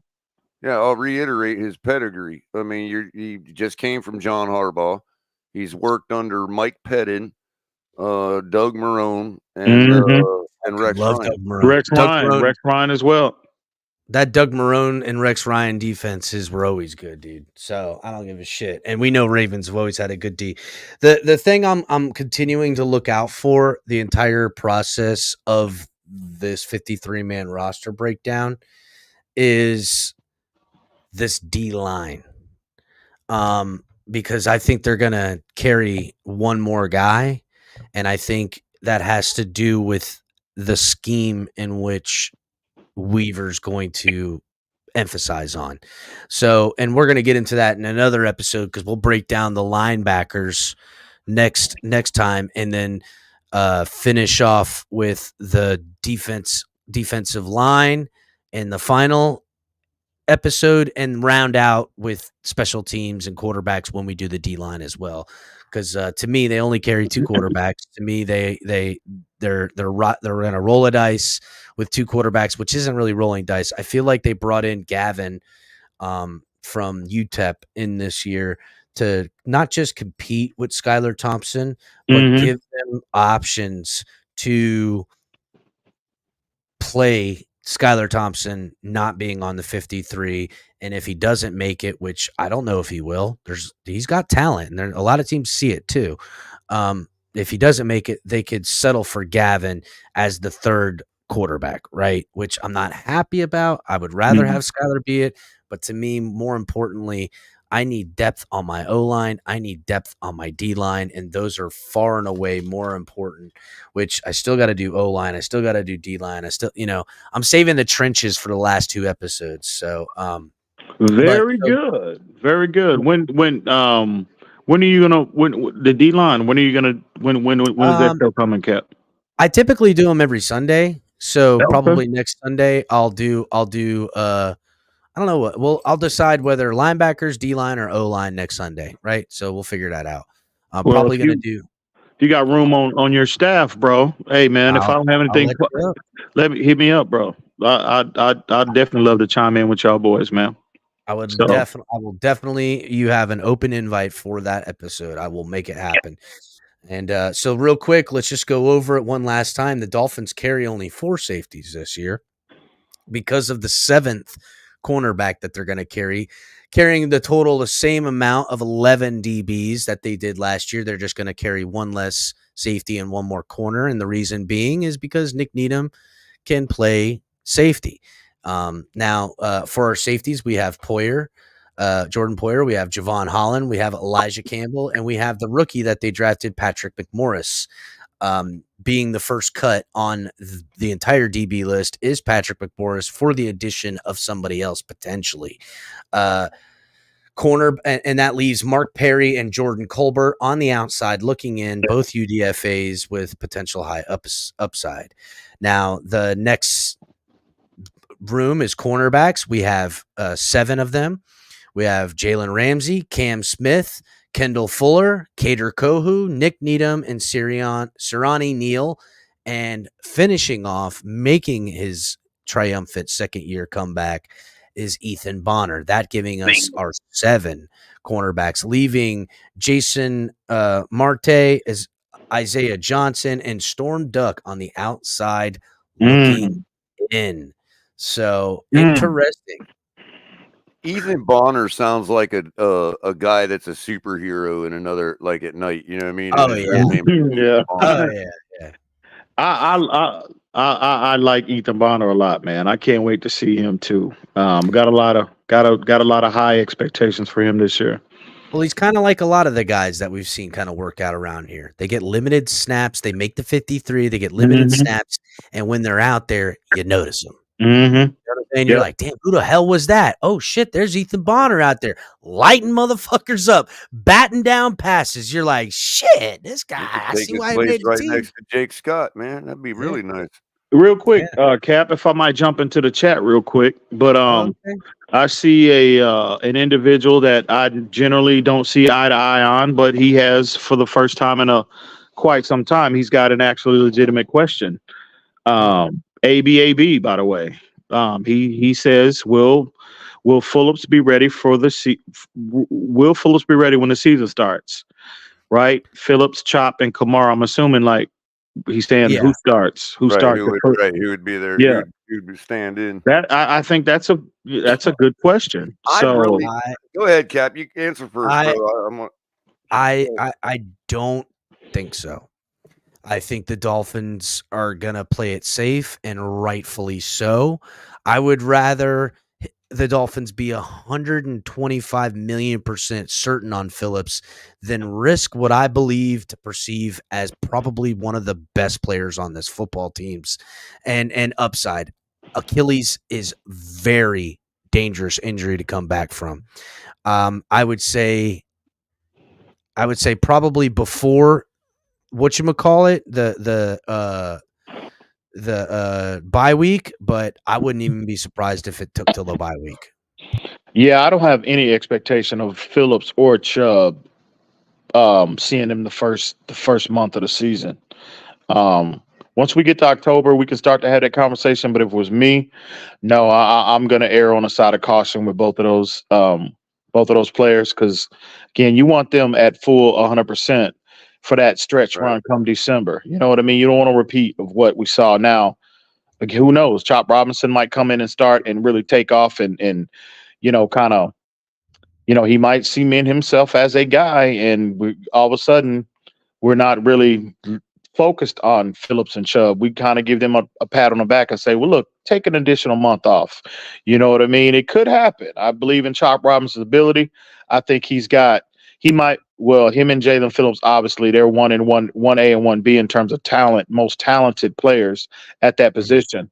So it wouldn't shock me one bit if he really steps in and really, really, really takes off this year in year one. So again, we'll see what they look like, once July gets here. But I'm slump playing them too, Cap. I'm giving them all the time they could possibly need, because the focus is the latter part of the season for the most part. We all know that based off our history the last 2 years, right? So I'm trying to. I do think that particular injury, I think there is enough time to have squeezed in a recovery before the season starts. Like, he may be fine. But as you guys are pointing out, AB also astutely points out again. I don't ever agree with him either. EM, it's amazing. I don't know. It's shocking. I don't know who this AB is, bro. I might have to unblock him. I don't know. It's shocking. I know it's crazy, but he don't think it'll be 100% till 2025.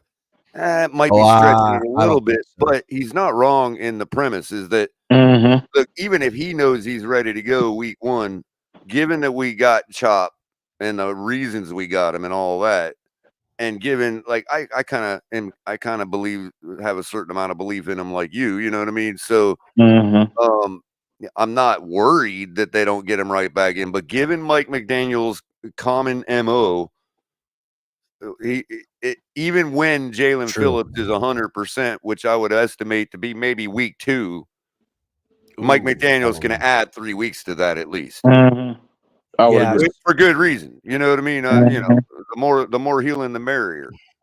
The more, and not just healing, but once he's healed, let him get that pop right. You know what I mean? Let him get that pop off. And I wouldn't be surprised is the day after the 53-man roster cut down that they put him on the pup list and have him deactivated for the first couple of weeks, just to re-sign a guy that they liked, that they put on waivers, back on there. It's either him or Chubb or potentially both that end up on that list, so they can flush out the rest of their 53 with guys to get there. It'll break my heart if Chop turns out to be another freaking Derek Brooks or something. You know what I mean? Be like, God damn, I love Jalen Phillips. Derek Brooks go out like that. You know what I mean? Yeah, the way he goes out. But here's the thing, I'd be too upset about it. I mean, you know, out with the old, in with the new, right? Yeah. So that'll end it for today. We'll go into the linebackers just real quick. Cap. I just wanted to end the show with a little bit of a little funny on Tyreek Hill today. He tweeted something that was really funny. So we have that the old saying is, I think EM's probably heard this before, that DBs are just wide receivers that can't catch the football. Oh yeah, right. You've heard that. We all heard that before. Absolutely. Right? Absolutely. The inverse is also true. That wide receivers are DBs that can't backpedal. True that. Okay, and I've got a great example of it that was posted on Twitter today. I think I've seen this video you're gonna show. Likely. Make sure there's no audio color because there was audio. Okay, I'll mute it. Here we go. So this is Tyreek Hill. I saw this. I saw this too. He got cooked. He got cooked by this skinny little white boy. Make sure you pay attention to his technique, and you'll understand what I mean. That wide receivers can't back, but they're DBs that can't backpedal. Watch this.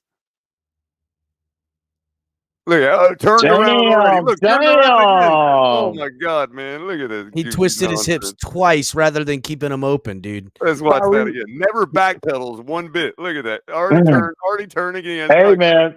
Hey, turning. Say what you want. Hey man, that kid he looked like he got something, bro. Like that kid's got some skill. Hey man. Hey, I don't know how old he is, but hey, he's turning while that kid's burning, man. You know what I mean? That kid's good. Bro, his stutter step looking back and turning up was good. Yeah, bro. Like wide receivers have no ability. I'm sure Tyreek was taking it easy on him, but man, that kid like he got something, bro. So you see them feet on him, man. So okay, he owned him as soon as Tyreek turned his body the first time. He owned him, man. Where were they at? Where were they at? By the way, they were at one of Tyreek Hill's camps. Okay. Yeah. So, just a real quick preview, because I think we'll do the linebackers next week, right? Or at the end of this week. Dolphins carried 7 linebackers. Now, this includes inside and outside linebackers. Currently, right now, they have 13 on the roster. And to me, they're going to go heavy. They're going to probably end up going 8 linebackers this year because somebody they know, whether it's Phillips, Chubb,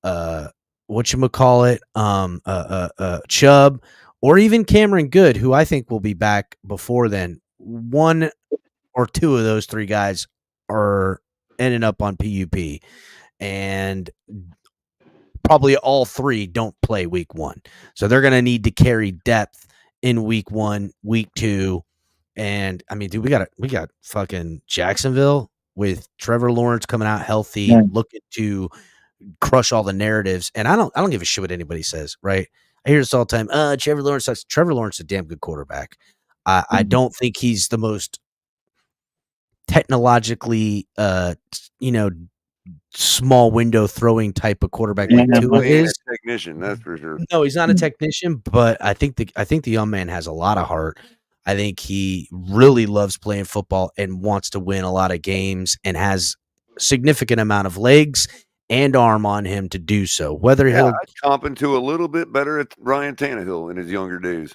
I would say I agree with that. I would say more dynamic and better arm strength than Tannehill. Probably never win you a Super Bowl, but always have you winning games and getting there, getting close, I will say this about Trevor. Like, I wasn't always I'm still not the biggest fan of Trevor Lawrence fan, but I don't think he's as bad as a lot of people make him out to be, but I definitely don't think he's as good as a lot of people try to make him out to be. I think there's a little, could be, but no way. He's been a little overrated, I think, but again, he's still young, right? But foundationally, it's kind of weird, right? He's the very overrated and very underrated guy. Yeah, he is. Yeah, weird. Yeah, very weird.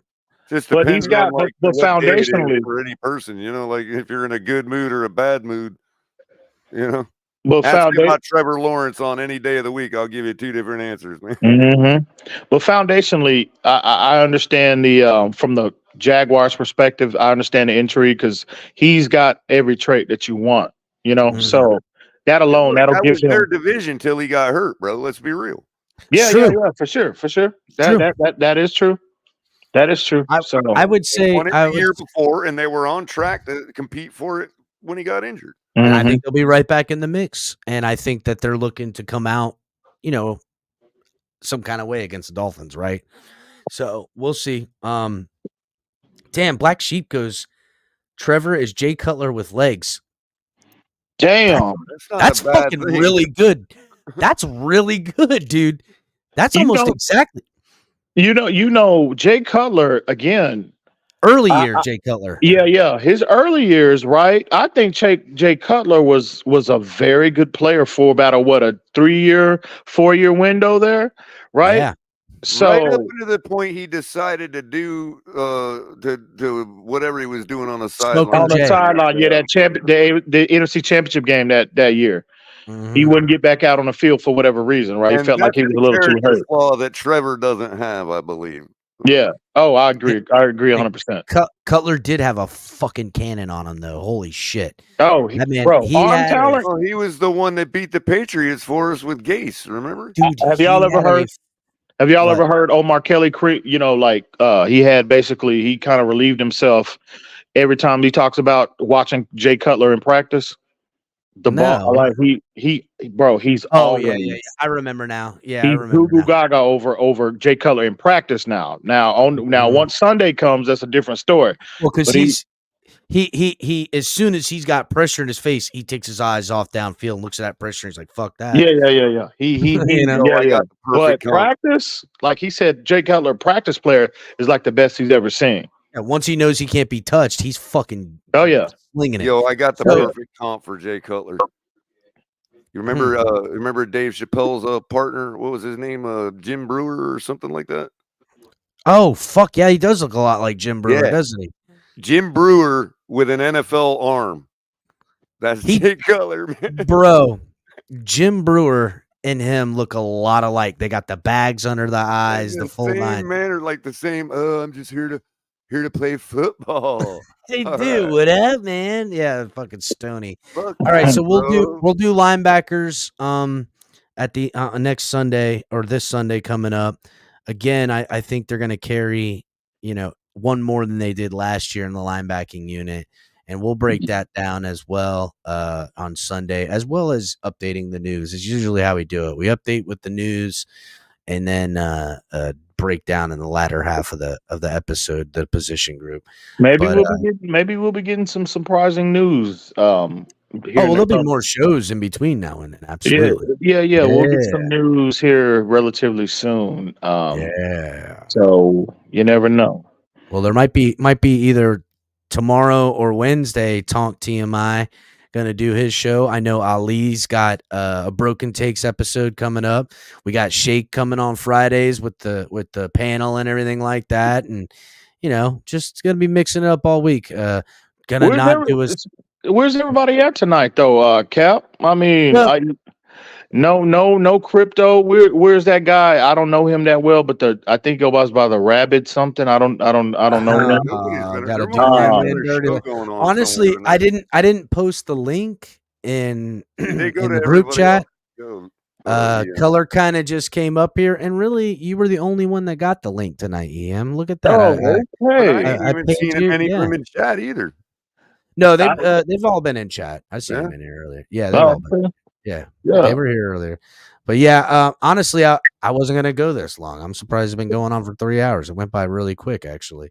Damn. So, damn. It's all my fault. I wasn't gonna come up until you got a phone call. Yep. Once color comes up here, the show. show is fucking stretched. There's no stopping it now. Color gets up there. Then I'm like, well, if color's in here, I might as well fucking get EM up here, and we're really gonna hook it in. Hey man, I gotta be honest though. It has been a real treat to be up here with you gentlemen tonight though, for real. Because I think this might be the first time the three of us have been on, on the stream. I think. I think you might be right. Just the three of us. Just the three of us. Yeah. I mean, usually, because we're so used to doing football Sunday calls and all that.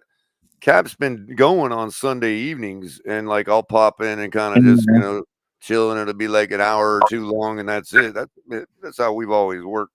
Well, you know what I mean. That's how we started. I mean, remember, like it was color the commentary tailgate every night, and then it was late night color commentary on Thursdays. And whatever. You know what I mean? We had. God, man, we still got all the show banners for that stuff, man. We got to bring it all. Well, it'll all come back. It's still off season, right? When we get to August and September, it'll ramp up, and we'll be cranking these things out. The other thing too is we've been doing all this for a couple seasons now, and Shake comes rolling along. Shake got with the fire, energy dog. of a fucking badger, 1,000 suns. Like styles, exactly 1,000 suns. And energy of 1,000 suns. Fucking Shake. Hey man, he always grinding, bro. That's the hardest working man on YouTube right now. He's the hardest working son of a bitch on YouTube, bro. That is definitely Shake money for sure. So shout out to that man. Dude, I'm gonna be real with you. My body needed the energy recovery. I needed a Shake, break, man. Shake money coming to the tailgate bought color several more years as being around the tailgate. That's what happened. Hey, listen, a lot of people don't realize, like a lot of people that are not in this position, they think it's all about just getting on a camera and just talking, right? It's so much more that goes into it. I know firsthand, right? That's why I got the utmost respect of anybody that creates and maintains, right, a platform. Really trying to make it out here in these YouTube streets, and it's a grind, bro. You got to stay. You have to stay mentally. It's more of a mental grind than anything, and in a lot of instances, that's even harder than a physical grind, right? Mm-hmm. So I always got respect for people, man, in this YouTube that create these platforms and they really work and strive to maintain them. It's a grind, bro. It's my skin thick too, though, Ian. A lot of you gotta have thick skin. You got to, bro. Again, that's part of it too. That's part of it as well. You got to be. You put yourself out here on a public platform. Mm-hmm. Again, you're gonna get the good, right? The bad comes with the good, and vice versa. So it is what it is. So that's part of the grind as well, man. Because it's like, damn, bro. I know for me, like I get sick of YouTube, believe it or not. Like the internet in general, that's why I go I'll take a break from it. I'll take 2 months off, right? Where you never see me and like, damn, Ian, where you been or whatever. I'm like, bro, I just been for my mental health. So my own mental health, call it, Ian. It's called touching grass. For your own mental health, you need to step away and just kind of recalibrate. And then, once, the business and the NFL picks back up, well, then that's when you get back to be at least me personally, I get to be active again or whatnot. Just to- because we remain in this no man's land the way the season ended. Dude, every single thing we've been talking about is I could have just like re-uploaded everything we did last off season. Almost, except for I mean, dude, just to give Except for people name changes here and there, you know what I mean? Like just to give people an idea. Arguments about Tua, I've got Pam, I've got The yellow historic notebook. arguments. We've said Back it in all. front. You know what I mean? Like you've said it all, Yim. Cap said it all. Yeah. I've said all I could say. We all know where we all stand, and it's like, well, thoughts, gets to the everything point can where- change too. until anything changes, which it has a little bit, but I mean, like, you know, until we get where we need to be, there's going to be a lot of redundancy in off seasons, man. Yeah. Well, Yeah. just to show people what EM's touching on, I've got books like this that are back and front on everything. I've got yellow pads. I've got them, you know, just from the last 2.5 years. I've got probably about 12 of these things filled up back and front. I mean, just with notes, ideas, breaking down. I've got 10 windows open with information that I got to look up, disseminate, have. It's so much. And sometimes I can I can, take this, take that and put them together and have stats. You go look up something. You can't just look from one source. You got to pull from 3 places because you'll find inconsistencies in everything in that way. So you got to bombarded by all these fake sites and shit. It's like, God. Yeah, that, and then you get the fans that you're like, well, you didn't say the PF, and you want to be as informed guys as like possible. AB constantly having to test just how thick our skin is. EM, look at him. Look at this guy. EM in color talking about having thick skin. I know, right? You stand right. Yeah. See, there you go. Right. Mhm. So people think, the subscribers, people that hadn't been in that position, they think it's all about it. And again, that's a credit to the content creators. When you make it look like, it's easy. Well, that's a credit to the creator, bro. Because there's a lot. Yeah, salute to every content creator, but there's levels to this, right? So for the tailgate, for Reasons platform, Dubby, even TD, right? For the most part, I consider all y'all 4 to be the top dogs in this game, and all of y'all, you've got your place in the community, and all of y'all do a phenomenal job, in your own rights. So, but the credit to all of y'all to make it look easy, to make the people think, oh, they're just up here, that to make it look like it's that easy. That's a credit, and that y'all need to be appreciated for all of that, because that is showing us, right? Everybody that tunes in to listen in the chat, people that come up on the panels, that, hey man, you're on the level, So salute to all of y'all, man. I got tons of respect. I for really everybody. appreciate the compliment. I know you've made plenty of content, so you know the grind, and that is something too. We see a lot of new people coming up, and since the time in which I've started, I've seen a lot of channels start. I'm not saying I led that way. 50. It's like 50 now. It's like a ton of them. Man. But we'll also see them, come out of the gates hot, because that's how YouTube algorithm works. You got something new, they reel you in. They're like, oh, you got 3,000 views. It's the dark, boring, monotonous stuff where you're going to do videos and you get nothing out of them, and you just keep grinding. And it's very difficult, man. It really is. And it is a grind. And, to make it look easy is insane, right? It's insane to do that, because and you'll see people that one day they're here, they're just kind of chugging along, and then they're gone. And when I first started, I was like, man, whatever happened to those guys? Well, now I understand why a guy puts it down. It gets difficult, and there's things look. I do this because I love it, right? Yeah, I do this because I love it. That's what I knew I was headed for, Cap. That's why when you were like, hey, yo, you want to do something? Because either that or I've got to do it myself on my channel. You know what I mean? Everything. Well, that's something I tried to do. You would have been left with managing this whole thing by yourself. I always planned on it as a 7-year project, no matter how I did it, right? 5 years to get to where I feel like I could see something sustainable, and 7 years of where I feel like not a victory, right? But like have a real something. I feel like that I'm probably a little bit ahead of where my projections were going to be in 5 and 7 years. Mhm. But I also think that I could fall far behind as well. So we're still shaking it out. But we get, any YouTube creator gets stuck on a plateau, and you you're get rocking, you and get all of a sudden stagnant. you're boom for Mhm. however So long. it is what it is. But again, to me in my head, I was like, at the very minimum, I'm gonna if I have this weird ego thing, right? Where I can't quit. I can't fail.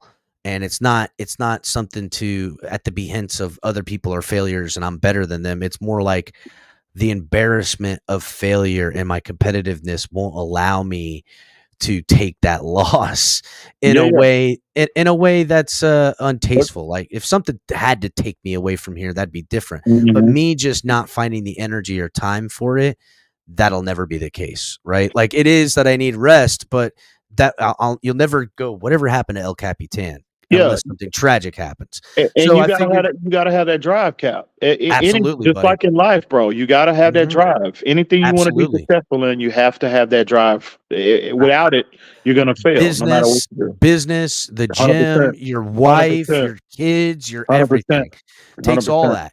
So to me, I always said, look, I'll just keep doing it on this platform and or any other platform. That's why we made the website. That's why we have this. So in case, I don't know, YouTube doesn't become the thing 10 years from now, right? They'll be able to find us wherever the new thing is, if that's the Mhm. case. And, I figured this will be the thing that I get to continue to do when I retire from whatever job Mhm. I'm doing. And I'll still have all these people, all these friends, all these things, and it'll have only grown to the monetary thing is always a hopefulness, but to me, it was Mhm. never the desire, Right? right? Would it It be is, nice? it Would it would be be nice great. for It would this be to retire amazing. you? Yeah. Yes, it would be great to fast forward my Oh, retirement because of absolutely. this shit. That would be Absolutely. awesome. Absolutely. That's why we try But to at least be honorable men, and that's I right. might be wrong all the time, but I'm gonna always come from a place of education. I'm always gonna Mhm. come from a place And a of nice, honorability, man. yeah, with honor and no hate in your heart when you're doing it too. So that having that pace with it, the highs are high, the lows are lows, but we're gonna try to stay level and just keep grinding, bro. So I Re- appreciate the re- compliments. Real quick before we end the show, if I may for a moment hop back in his chat, they are killing your boy Michael K. Where's your buddy at?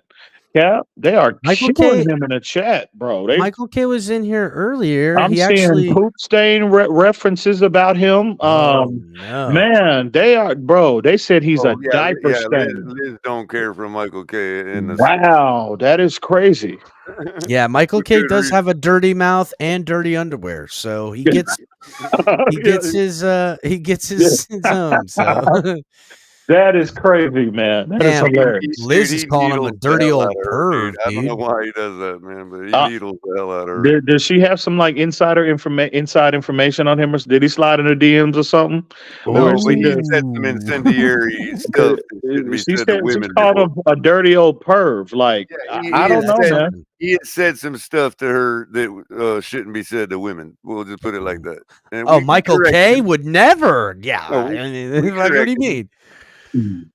But that We're don't mean she we're can't. That don't mean she we're has to correct him. You know what we're I mean? definitely on the same page of our opinions about Michael K. By the way, so I definitely approve that message. So. Well, all right, guys. Till next time, welcome to the Fins Tailgate. Hit the like button if you guys got anything you want to say about Michael K or any of the people we've chosen, or Tua's contract details, Tyreek Hill's contract details, anything like that. Make sure to put it in the comment section after the video, not in the live. Hit the like button if you guys are new. Subscribe if you guys are new. We'll see you guys next Salute time. to everyone. Fins up.